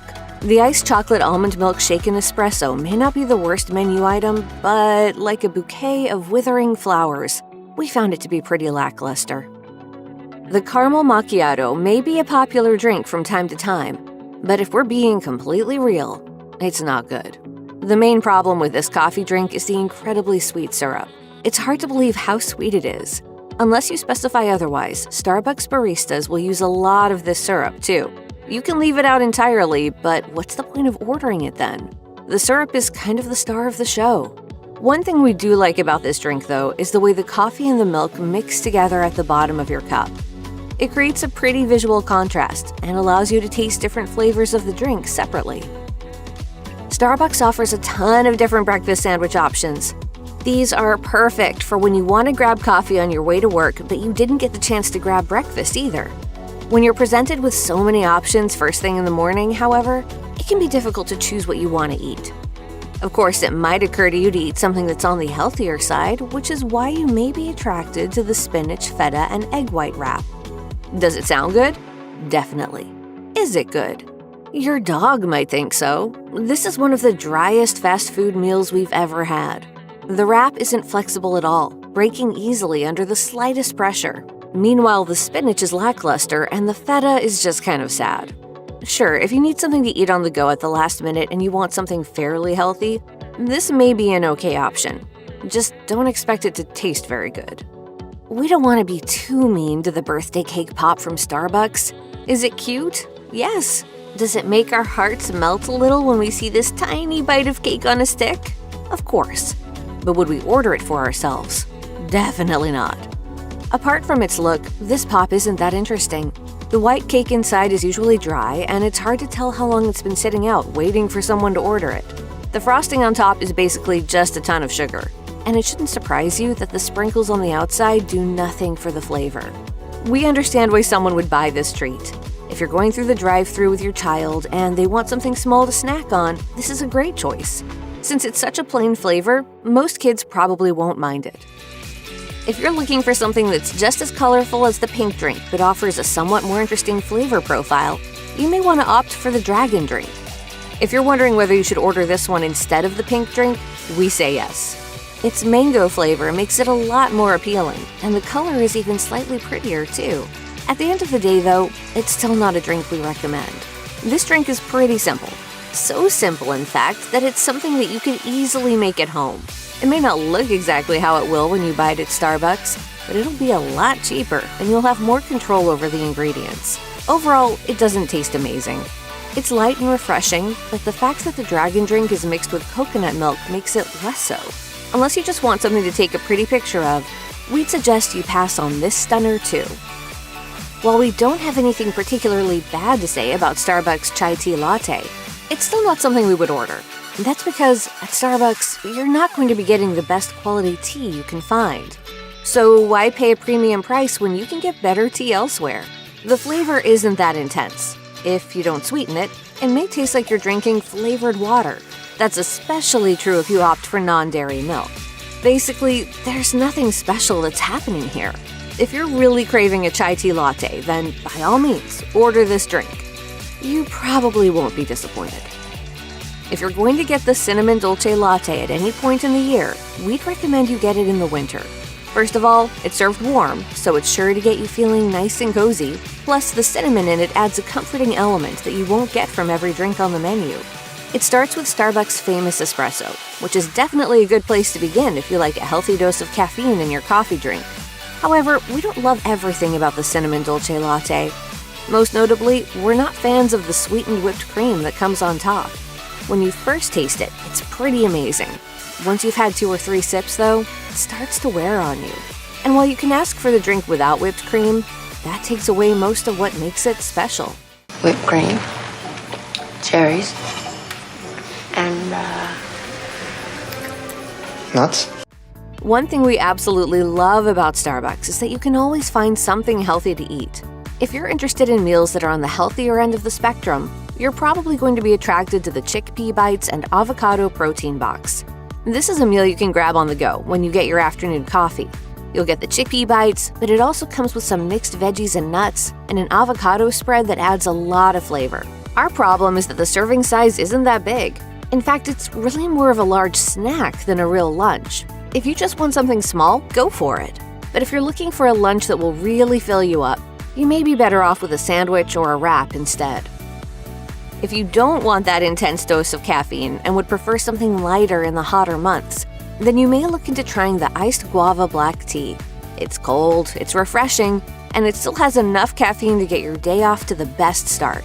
The guava flavor is great too. It adds a tropical taste to an otherwise standard tea drink.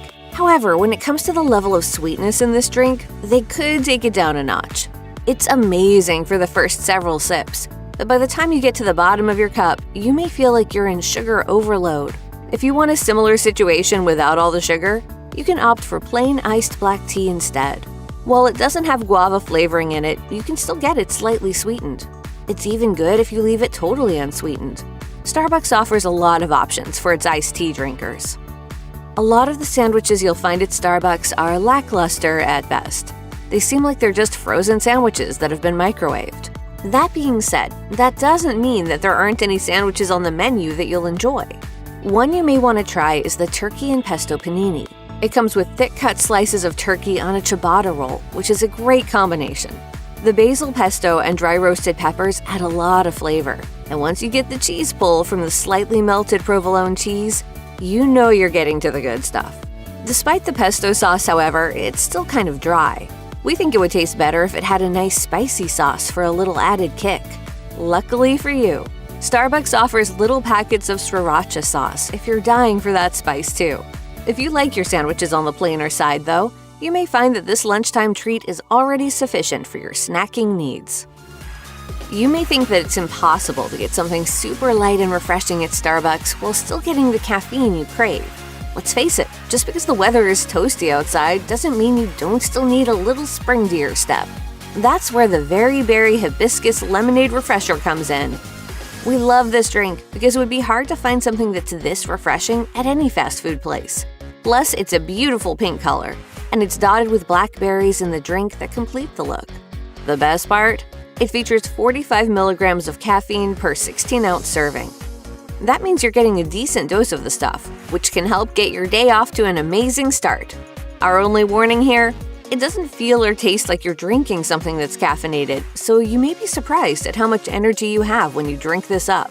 I've got the caffeine patch. It's my invention. Each patch is the equivalent of 12 cups of coffee. You can stay awake for days with no side effects. If you're sensitive to caffeine, you may want to order a small. Are you in love with Earl Grey tea? If you consider yourself somewhat of a tea aficionado, you may agree that it's one of the best varieties out there. It has a light and refreshing flavor that makes every sip taste wonderful. However, it's easy to brew this stuff at home, so we wouldn't recommend getting the plain version of it at most coffee shops, where you'll pay a premium. Instead, if those are the flavors you're craving, the next time you're at Starbucks, you may want to consider the London Fog Tea Latte. You know you're going to get something special with Italian bergamot blends, citrus, hints of lavender, vanilla syrup, and steamed milk. However, we recognize that this isn't a flavor that everyone is going to love, which is why it didn't end up ranking higher on our list. The hearty blueberry oatmeal is something special. This isn't your average fast food oatmeal. Rather, it has a ton of tasty ingredients that come together in a quick and healthy breakfast that you can grab on the go.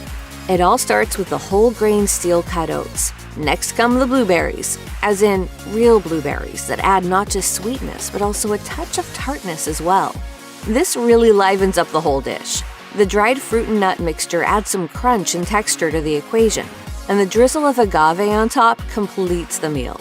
Of course, if you have a pet bird, beware, the blueberries just might catch their eye. Are you a fan of strong, bold flavors coming together? Do you like bitterness with just a touch of sweetness? If you answered yes to both of these, you may find that Starbucks Espresso Con Panna is meant for you. It starts with an espresso shot. However, not everyone wants to start their day with this sort of jolt and nothing to temper it out. That's why the sweet whipped cream gets added to the top of the espresso shot for something special. Espresso Con Panna literally means espresso with whipped cream. And yes, it's just as good as it sounds. This treat is ideal for those who are in a hurry and need to get their caffeine fix fast, but who still want it to taste good at the same time. If you've never tried it before, Starbucks is a great place to do so. The espresso and the whipped cream are both pretty high quality, and the end result is sure to make you smile. A few years ago, the flat white had its moment.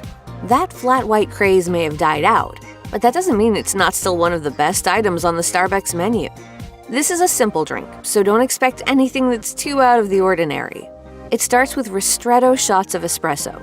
Then steamed milk is added to the mix to create a creamy and satisfying drink. When you look down on the top of the drink, you'll notice a single dot of white where the milk was poured in. That's the flat white signature look, and we can't help but enjoy how sophisticated it looks. It may not be the drink for everyone, but if you like your coffee on the simple side but with just a little bit of flair, it's clear that this is an excellent drink option for you. When you're looking for a quick and easy breakfast you can pair with your morning coffee, and you also happen to prefer something on the sweeter side, there's nothing at Starbucks you'll enjoy more than the strawberry overnight grains. It may not be a massive serving, but it's surprisingly filling and delicious to boot. The main base is oatmeal and chia seeds that have been soaked overnight in coconut milk. Add toasted almonds, shaved coconut, and strawberry to the mix, and you can see why this was one of our favorite menu items. Do you want a protein-filled breakfast that tastes amazing and offers you the low-carb experience you've always wanted from a fast food restaurant? You're in luck because the bacon and Gruyere sous vide egg bites may just be the ideal easy breakfast. They're certainly our favorite food menu item at Starbucks. In this snack, eggs and bacon are paired with Monterey Jack and Gruyere cheese for a flavor that's out of this world. Then they sous vide the mixture, resulting in a lovely texture that retains all the flavor of the ingredients. If you need strong coffee first thing in the morning to get your day off to a productive start, we feel the struggle.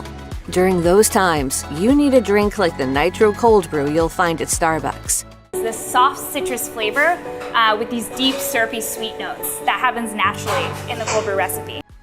This stuff is steeped really slowly, which really allows all those delicious coffee flavors to shine. Then it's infused with nitrogen, which makes the drink sweeter without the addition of any sugar. The crema on top is the icing on the cake. It's a thick, creamy layer that makes this drink undeniably indulgent. You get this beautiful cold crema on top of the cold brew. Sometimes you get a little cold crema mustache, which I think is kind of fun. There are lots of versions of this drink for you to try. including the honey almond milk nitro cold brew, the salted caramel cream nitro cold brew, and the vanilla sweet cream nitro cold brew. Choose whichever sounds best, or stick to our favorite, the original. At the end of the day, you're going to want a simple iced coffee from time to time. It's amazing in the summer, sure, but really you can drink an iced coffee at any time of the year. There's something satisfying about grabbing an iced coffee, swirling it around so all the ice clinks, taking a long sip, and walking out and into the rest of your day. Another great thing about iced coffee is that you can add anything you want to it, like sweetened syrup, milk, or creamer. When you're faced with something so novel, so creative, so different, you have to give it a try. We did, and we fell in love with Starbucks Salted Caramel Cream Cold Brew. Why? Because it has a combination of salty and sweet flavors that we can't get enough of. Elite Daily has this to say about the Salted Caramel Cream Cold Brew. The salt taste is definitely strong. You can taste it as soon as you put your lips to the lid.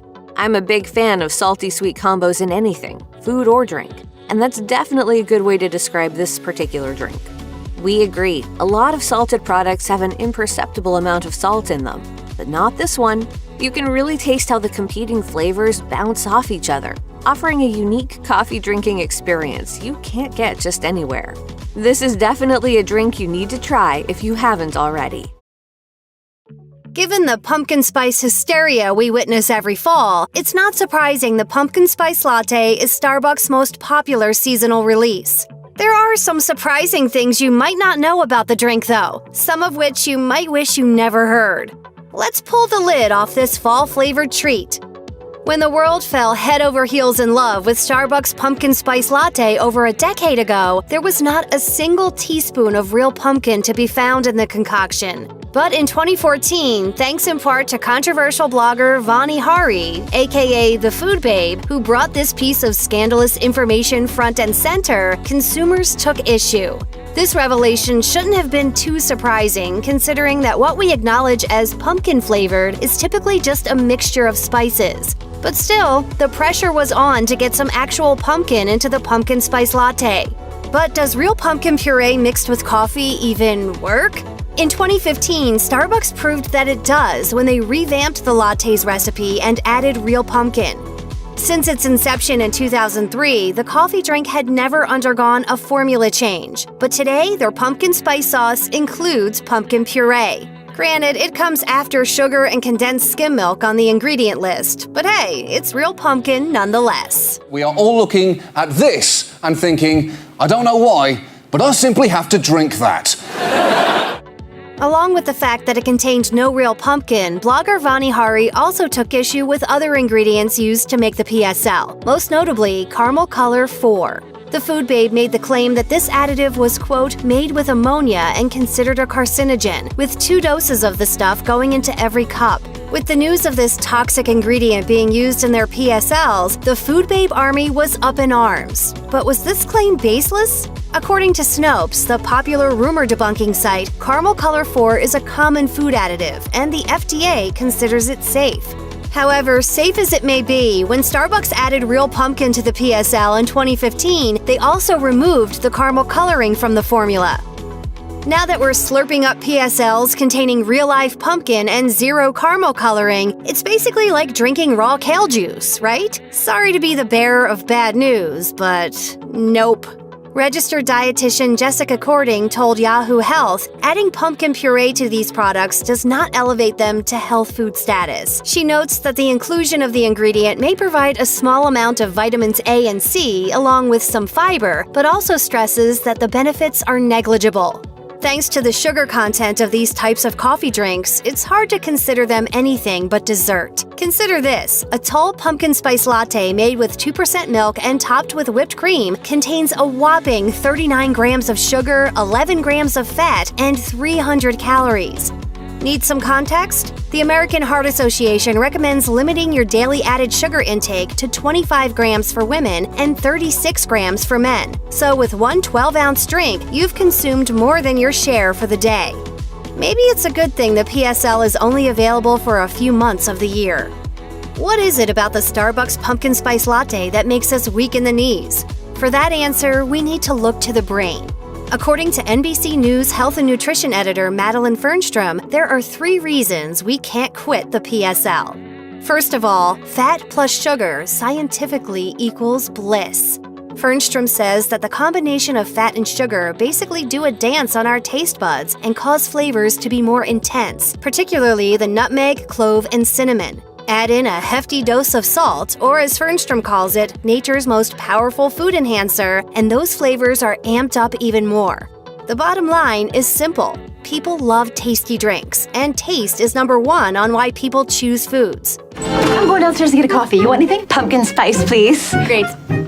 Another reason is because most people just love fall, plain and simple. We associate the season with holiday traditions and flavors, and when we smell or taste those telltale autumnal spices contained in a PSL, our brains connect it to happy memories. Other people, though, are just connected to the buzz. Why else? We know that caffeine addiction is a real thing, and our brains tell our bodies to revolt if we don't get our fix. The energy boost we get from a PSL is just one of the things that keeps us coming back for more. I need coffee. Extra strong. Double cap. Triple cap. No, forget the cap. Throw in the whole cow and serve it to this man right here.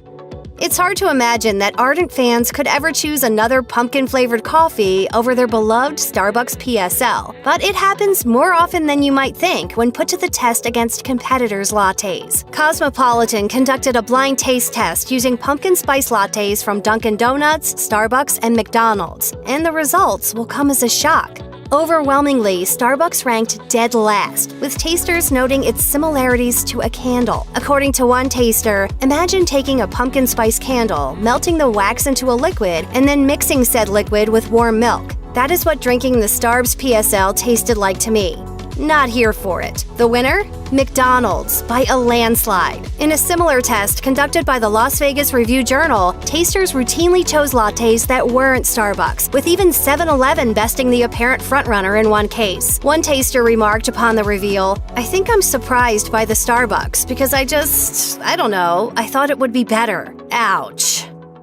If we were to believe the countless hashtag PSL mentions on Twitter and Instagram, it would not be unreasonable to assume that people are draining their savings accounts to support their habits. But does the social media hype really line up with the statistics? Yes and no. Yes, the pumpkin spice latte is Starbucks' most popular seasonal drink, and a huge number of them have been sold. And yes, according to the NDB Group, a global information company, a consumer purchasing a pumpkin spice latte does tend to spend more money per transaction thanks to food add-ons. However, when it comes to frequency of purchase, only a small percentage of consumers actually buy multiple PSLs in one season. They say 72% bought just one, about 20% bought two, and surprisingly, only 8% bought 3 or more. Basically, we all like to talk about our love for the PSL more than we like to actually buy them. You're not imagining it. The PSL does consistently launch in the summer, specifically late August and early September. Sure, fall starts on September 22nd, but since 2011, the official launch of the Starbucks Pumpkin Spice Latte has happened no later than September 8th. Still summer. But is it happening earlier and earlier each year as media outlets tend to proclaim every August? No, it's not. Business Insider tracked the PSL launch date over the years, and since 2015, it has actually been released later than years prior. Sorry, newscasters, you're going to have to find something new to complain about. Even if this rumor were true, there is no shortage of those willing to drink a fall-flavored coffee no matter what the temperature or season. NBC News talked to PSL lovers in sunny Los Angeles, one of whom proclaimed, "There is something so inherently fall about pumpkin spice. Even when it's 100 degrees outside, it can make you think of cool weather, the leaves changing colors, and wearing boots." So enough griping about the PSL being available during the summer. Who votes for putting it on the menu year-round?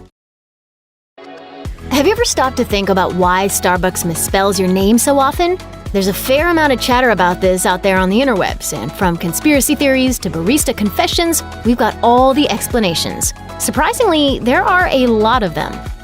If you're a Brittany, Brian, Allison, or Zach, you've probably spent most of your life correcting people on the spelling of your name. Chances are you've been Brittany, Brian, Allison, and Zach more often than not. And like it or not, according to one Starbucks barista on the website Quora, these spelling variations are usually why you end up with a misspelled name on your cup. As the barista explained, You have a name that has more than one spelling, so we take a chance by going with the most generic version of that name. For example, writing Caitlin instead of Caitlin. Unless the person spells it out for us, how are we supposed to know?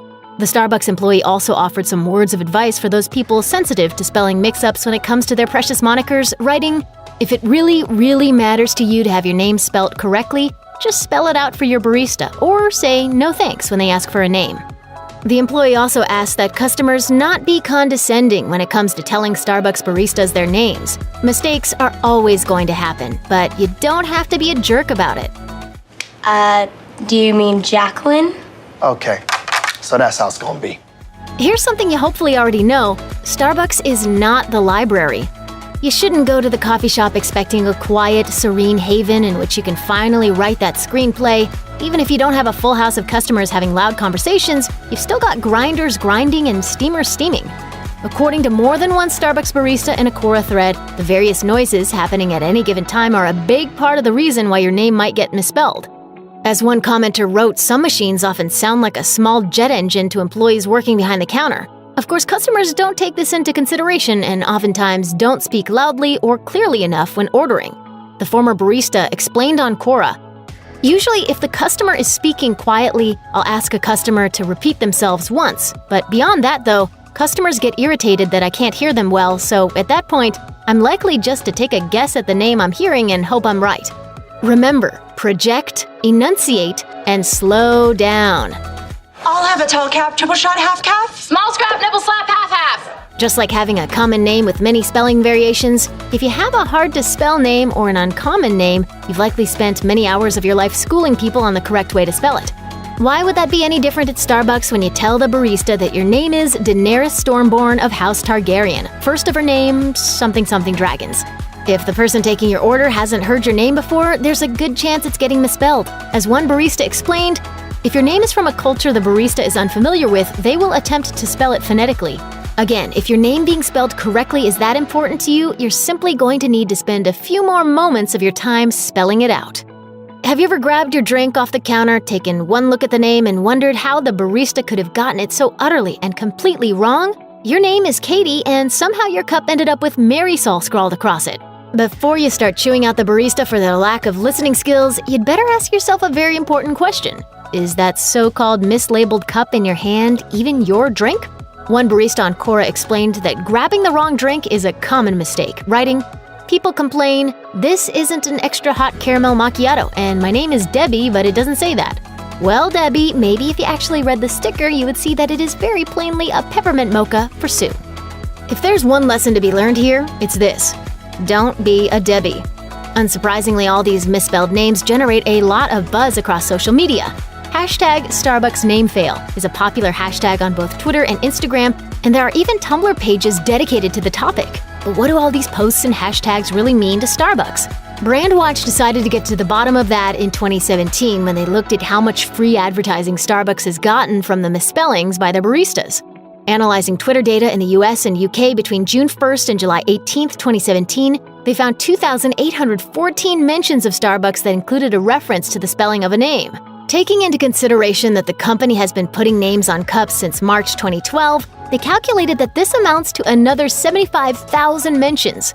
And this doesn't even take retweets into account.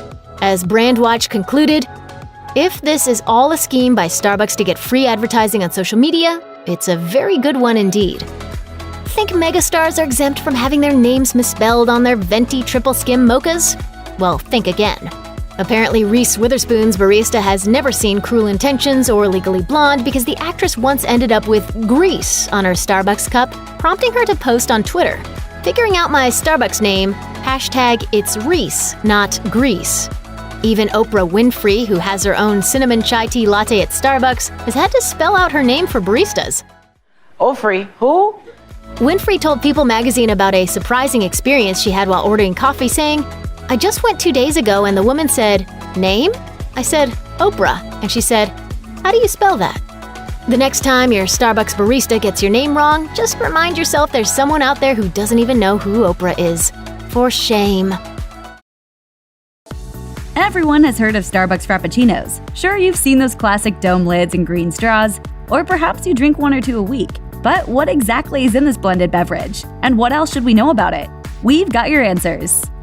The concept of the Frappuccino was first born during a very hot California summer in 1993. A few managers in a LA Starbucks store wanted to try something like the blended coffee drinks they were seeing at small local coffee shops. So they asked Starbucks headquarters for permission, and a blender was shipped to their store to begin development trials. Starbucks launched their full-fledged Frappuccino program in 1995, but the OG Fraps were nothing like what you can get at Starbucks stores today. According to Starbucks, the first two flavors were coffee and mocha, and they were made using Italian roast coffee brewed at double strength. There wasn't even any whipped cream. They've sure come a long way.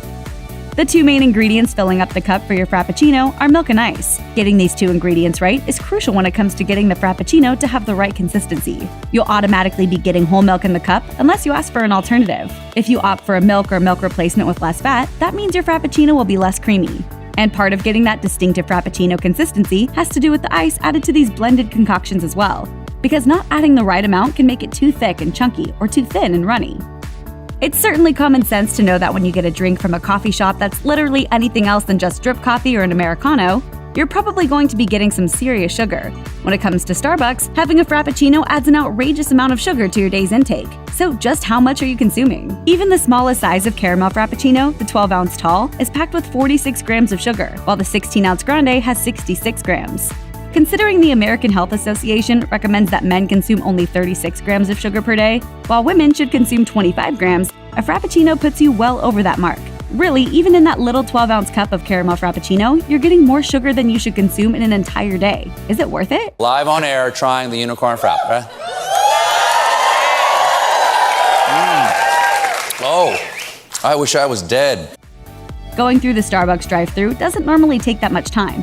After all, that's the whole purpose, right? Well, be sure to build in an extra few minutes if you're ordering a Frappuccino. According to one Starbucks employee on Reddit, the goal in the drive-thru is to answer a customer within 15 seconds of them arriving at the speaker, and have their drink out to them with another 30 to 45 seconds. But according to that same employee, Frappuccinos slow them down considerably. Another Starbucks employee on Reddit says that Frappuccinos are often more customized, and they take a bit more precious time to get right. Maybe you should think of those in line behind you and opt for going inside? A regular Starbucks Frappuccino is generally not a healthy option for your daily life. Sure, they're totally fine once in a while as a treat, but is packing on more than 400 calories for just a grande something you really want to do every day? Turns out there are hacks to reduce the calorie count of your favorite blended drinks. First, order your Starbucks Frappuccino without whipped cream. Sure, it's totally not as Instagram-worthy without the dome lid, whipped cream, and all that drizzle, but it'll save you 80 to 100 calories. Other options include changing your milk from whole milk to non-fat, asking for sugar-free syrups, or asking for your drink to be made with less syrup. Want to really reduce the count significantly? Ask for your drink light, and you'll get sugar-free syrup, non-fat milk, and no whip automatically. With as big of a household name as Starbucks is, it's no wonder they boast over 20,000 stores around the world. While Starbucks are blending up the classic caramel Frappuccino and mocha Frappuccino in the US and Canada, there are many unique flavors at Starbucks stores worldwide, catering to the diversity of international palates. A spin-off on the mocha and caramel classics, Starbucks lovers can order a mocha cheesecake Frappuccino, as well as caramel or blueberry versions in the UK. In China and Australia, there's a mango passion fruit Frappuccino. There's a mocha hazelnut Frappuccino in India, a pistachio bonbon Frappuccino in Malaysia, and a tiramisu Frappuccino in Japan. And while all of these sound ridiculously interesting, the milk tea panna cotta Frappuccino found in the Philippines may just be the most fascinating, with black tea powder on top. Time for an international vacation? Attention please, passengers Mitchell Pritchett and Cameron Tucker. You're hearing that right? Please report to gate 32 immediately. Are we in trouble? I don't know. After the booming success Starbucks experienced from the launch of the famed Frappuccino, they started looking at ways to make it more accessible to everyone. Who wouldn't want to pick up a Frappuccino from the store on the way home, even if there isn't a Starbucks nearby? Sounds brilliant, right? Well, not so fast. Just a year after they officially launched, Starbucks worked with Pepsi to bottle their signature beverage in 1996, bringing a ready-to-drink coffee beverage to stores throughout the US and Canada. But is the bottled version even close to what you get in a Starbucks coffee shop? Definitely not. The bottled Starbucks Frappuccino come in vanilla, mocha, caramel, and coffee, along with some light and seasonal options, and they're basically like iced coffee in a glass bottle. Why? Because everyone loves something called a Frappuccino. With new flavors and old favorites of Starbucks holiday drinks all contending for menu space, how do you decide which festive drink to order? We can help with that. Here's our definitive ranking of Starbucks' offerings of holiday past, many of which are making a valiant return in 2019. Look, if you like eggnog, that's your prerogative. It's festive and a holiday tradition, and it goes all the way back to medieval times. But sometimes we think maybe that's where it should have stayed. Even if you like eggnog, there's nothing that makes Starbucks eggnog latte that remarkable. All this latte contains is steamed eggnog, espresso, and nutmeg. That's it. If you need this boring drink so badly, make it at home. It doesn't need to take up space on the holiday drink menu. Give us something new and exciting, not hot eggnog. Yep, that's right. This was a holiday drink that actually existed at Starbucks. If you don't remember it, there's a pretty good reason for that. It debuted for a whopping 4 days in the USA and Canada in 2016, and it was never heard from again. The ingredient combination and bizarre flavor profile probably didn't help. Starbucks describes its fruitcake frappuccino as a hazelnut cream frappuccino with dried fruit, cinnamon, whipped cream, and a topping with a combination of caramel dots and matcha. Yum? We don't think so. Those who were brave enough to taste it described it as chunky and tasting nothing like actual fruitcake. Oh, I'm sorry. We thought you enjoyed fruitcake. Having been released nationwide only in 2018, the Juniper Latte was quite divisive. With an evergreen aroma, notes of sage, and juniper syrup infused with milk with a pine citrus sugar topping, the drink came off very earthy, perhaps too earthy. You may know juniper better as the main flavor component of gin, and also pine sol, or one of those tree air fresheners you'd put in your car. For some reason, Starbucks thought this was the flavor to infuse into syrup and pour into some espresso, because anyone who likes Christmas trees obviously wants to know what they taste like. Taste testers said the latte tasted medicinal or woody, with a light juniper flavor that lingered long afterwards. It's unique, for sure, but we don't want to drink it. Considering you can now get a flat white on Starbucks' regular menu whenever you want, it does take the luster off its holiday edition, the Holiday Spice Flat White. Geared more towards caffeine heads than festive drinkers, the Flat White contains 2 shots of ristretto, or basically more concentrated espresso shots. It also contains steamed milk and a collection of holiday spices like nutmeg, ginger, clove, cinnamon, etc.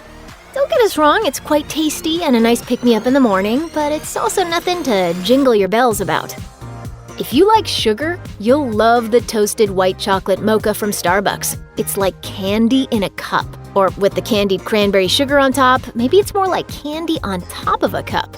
As tasty as it might be, it does come with a rather intense calorie and sugar count. As you might expect, it's delicious. With caramelized white chocolate, you get the nice, warm, toasted flavors associated with curling up by the fire under a big wool blanket. Plus, it adds a depth of flavor to typically overly sweet white chocolate. The drink is made by pouring espresso over the white chocolate mocha sauce, then topping it with steamed milk, whipped cream, and candied sugar. Talk about a drinkable dessert. If the regular toasted white mocha wasn't enough for you, then the Frappuccino version is what the doctor ordered. Made with the same delightful ingredients of caramelized white chocolate, espresso, milk, and candied cranberry sugar, the toasted white chocolate mocha Frappuccino becomes like a milkshake singing "Rockin' Around the Christmas Tree." And you probably will be dancing around after taking down this tasty treat. A tall one has 44 grams of sugar. And we all know you're just not getting a tall. There's few people in the world that don't love hot chocolate. But what's better than just plain hot chocolate? Flavored hot chocolate from Starbucks. More specifically, hot chocolate covered in salted caramel. The salted caramel holiday drinks often come out in fall alongside king of all seasonal drinks, pumpkin spice latte. But there is some sense of the holidays in this drink as well, especially when paired with its fellow holiday hot cocoa brethren. This Starbucks drink is a sugar bomb, what with 4 pumps each of toffee nut syrup and mocha sauce, plus a pump of vanilla syrup. What cuts through that sweetness, however, is the smoked sea salt topping. While you can buy the mix in stores now, you'll need to add your own whipped cream and salty caramel topping. What's better than a creme brulee and some caramel? A marriage of creme brulee and caramel with copious amounts of whipped cream. Thus we have the caramel brulee frappuccino, a serious drinkable dessert and a half. There's nothing healthy about it, but there's something about drinking a drink so decadent around the holidays that just feels right. No one is going to say a Frappuccino is healthy, but you may not be aware of just how much sugar is in this holiday package. How about 61 grams in a grande? Yeah, you heard that right. Don't try and fret too much about it. After all, calories in December don't count. Vegans and dairy-free folks rejoiced when Starbucks unveiled the Toffee Almond Milk Hot Chocolate in 2017. While there are plant-based drinks available and plenty of items on the Starbucks menu that can be made dairy-free with their epic customization abilities, to have a holiday drink specifically made with a non-dairy milk is a major win. Nutty and delicious, this hot chocolate has a great depth of flavor, plus an extra layer with the included mocha sauce. It's chocolate, almonds, and toffee in liquid form. What more do you need? Well, other than for it to be a regular menu item, that is. There may be backlash that this isn't higher on the list because many people are big fans of this spicy caffeinated treat. The chestnut praline latte is a pretty fancy Starbucks offering with caramelized chestnuts and spiced praline crumbles, making for a holiday drink inspired by the flavors of a European Christmas. At least that's what Starbucks research and development manager Amy Dilger thought when she created it. She said, "The rich, earthy, sweet roastiness of chestnut is a perfect foil to espresso. Then we balanced the nutty chestnut flavor with brown sugar and spice. It's that blend of ingredients that gives this drink a more nuanced and complex flavor profile. You get sweet, then nuttiness, then a touch of smoky bitterness. It's a European Christmas wrapped in a grande cup that also comes iced. No matter which way you enjoy it, it's going to be nutty and delightful." Of all the hot chocolates, this is the real classic, isn't it? Peppermint is synonymous with the holiday season, and the peppermint hot chocolate from Starbucks is no exception. Already known for their rich hot chocolate, this includes a dash of mocha sauce to really round out those flavors. Between the chocolate, the mocha, the peppermint, and the chocolate sauce drizzle over whipped cream, this is a drink worthy of Saint Nick himself. Not all hot chocolates are created equal. The peppermint hot chocolate is great, and the toffee almond milk hot chocolate is super tasty as well, but the snickerdoodle hot chocolate is just perfection. It's the Rudolph of Starbucks' hot chocolates. In addition to the already rich hot chocolate base, there's white chocolate sauce and cinnamon dolce syrup, and the whole thing is topped with whipped cream and cinnamon sugar. It's seriously like drinking a cookie, one that we can only hope returns to the holiday menu sometime in the future. Ah, gingerbread. Between the men, houses, and cookies, it's definitely a flavor that represents a lot of what makes the holiday season smell and taste so good. This has been a staple of the Starbucks holiday menu for years. The secret of the gingerbread latte is in its simplicity. It's steamed milk, espresso, gingerbread syrup, whipped cream, and ground nutmeg. That's it. This is where our associations with the holiday season come into play. You just can't have it without gingerbread. Also, it's delicious. That helps. Starbucks loves gingerbread so much, they even once had their own gingerbread cafe kit, so you can make your own Starbucks at home. Out of gingerbread, of course. When you think of the smells of the holiday season, chances are that traditional mulling spices are going to come to mind. Cinnamon, nutmeg, clove, and allspice can make everything smell and taste a bit like the holidays. This includes cold brew. Created by brewing long and slow with cool water, cold brew coffee has seen a rise in appreciation in the past few years. Starbucks is always looking for trends, and cold brew was definitely one of them. Better yet, they wanted to create a dedicated holiday cold brew. So it came up with the spiced, sweet Cream Nariño 70 cold brew in 2016. Slow steeped for 20 hours, this cold brew is then infused with flavors such as cinnamon, nutmeg, anise, and vanilla. It's then finished with a velvety smooth float of house-made sweet cream. What makes this cold brew a serious holiday winner is the subtle flavor of the mulling spices. They don't overpower the taste of the brew itself, but only enhance them. It's holiday flavor that's not in your face, but still very delicious. This one isn't on the 2019 menu, but fingers crossed for 2020. First making its appearance about a decade ago, the caramel brulee latte is a longtime love of Starbucks holiday fans. Mimicking the sweet smokiness of a charred creme brulee, a custard dessert topped with a crisp sugar topping from France, mixed with the sweet decadence of caramel, there's so much to love in this drink. Some people can't live without it, and there is a pretty legit duplicate available on the Starbucks secret menu. But if it's available on your menu for real, accept no substitutes. Much like its Frappuccino cousin, this latte is buttery and sweet and creamy. Plus, the addition of the crunchy caramel brulee bits atop a mountain of whipped cream adds texture and even more yum. Having the peppermint mocha at the #1 spot may seem like a cheat, especially as you can technically get them all year round, but there's just something about it being in a red cup during the holiday season that makes it taste better. Plus, it's been a staple of the holiday seasonal drinks for over 16 years. That's quite an endorsement from customers and Starbucks alike. After all, if pumpkin spice is the flavor of the fall, peppermint is definitely the flavor of the winter. Peppermint mochas for Leah? Made with espresso, melted chocolate, peppermint syrup, steamed milk, and topped with vanilla whipped cream and dark chocolate shavings, it's just Christmas in a cup, isn't it? The peppermint mocha even got its own cocktail treatment from Starbucks, an iced version available in grocery stores, as well as a bespoke blend and instant kits.